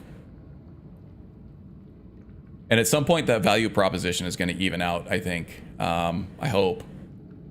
Because the stuff coming out, like 39 or 30 or 40 bucks was... Wait, was it 30 or 40? I think it was 30 bucks. For Shattered Space, it felt steep. There was content there. I got about 30 hours out of it. It was all handcrafted. It was good enough, but I just it didn't feel like that epic experience that even Dawnguard was.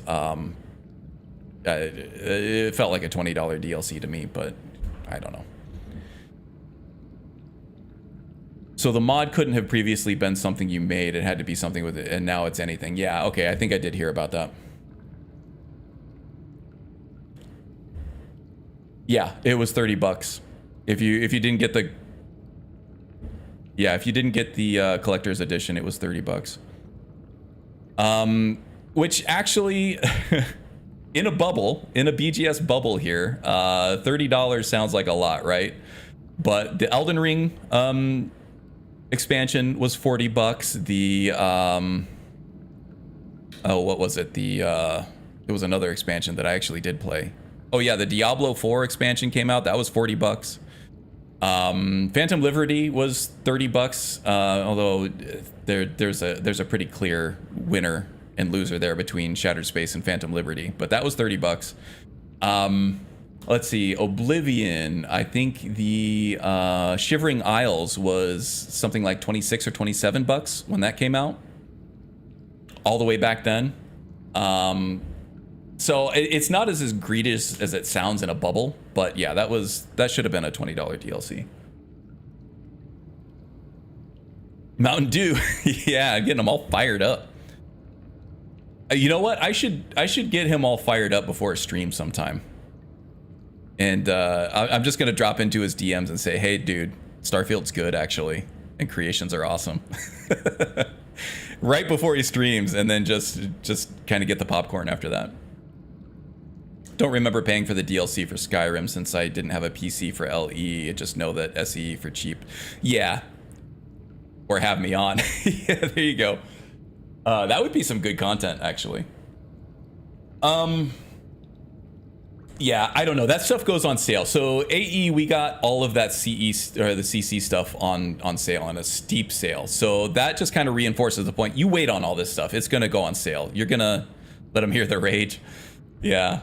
You can tell when somebody's mad is when they're going on this rant, and then you start hearing the because they're sucking the rage-filled drool like off of their lips and back into their mouth. And I imagine that's what that I would hear a lot of that on the Magus rant. Yeah, all this stuff goes on sale. Don't buy this stuff at launch, guys. It's never going to be a good value proposition. Shattered Space will go on sale. All of that CC stuff will go on sale in a bundle. They did it with Skyrim. They did it with Fallout 4. They're gonna do it with Starfield. It's just a matter of time. Once people stop buying it at its current price is when it's gonna go down and be a better value. SE's different though, because that wasn't a new game. That was an update of an old game.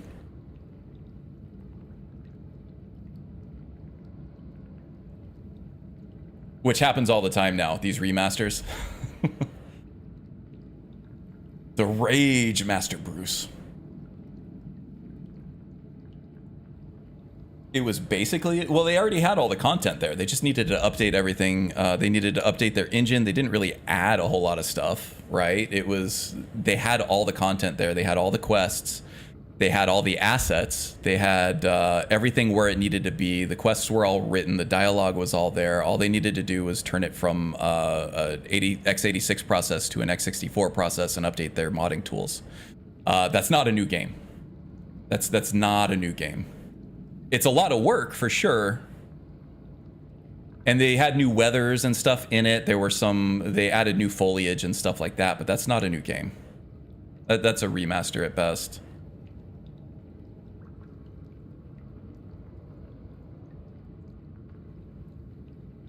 I remember I waited about 3 months to buy Fallout 4 for the price to go down and some of the bugs get... Yep, that's the way to do it. The gamer who waits is the gamer who wins.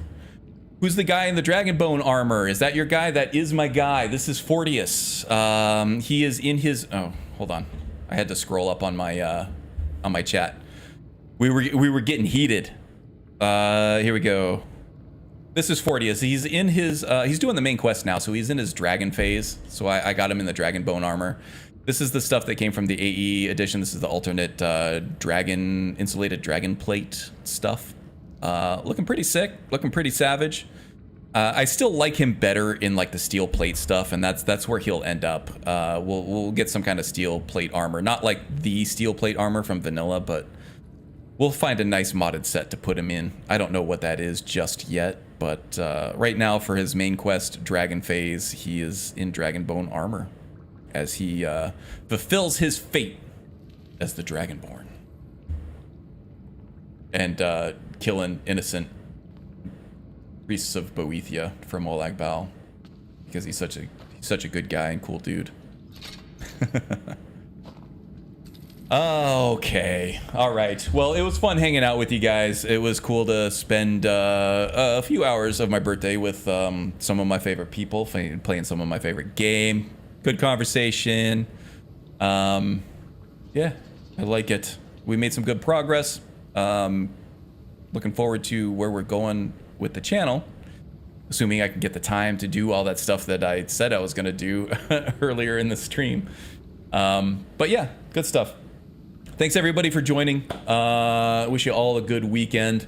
Click around in the links down below. We're a pretty tight-knit community. A lot of the people that you see here, you're gonna see in the Twitch streams and other YouTube channels and other Discords that you're gonna click on there.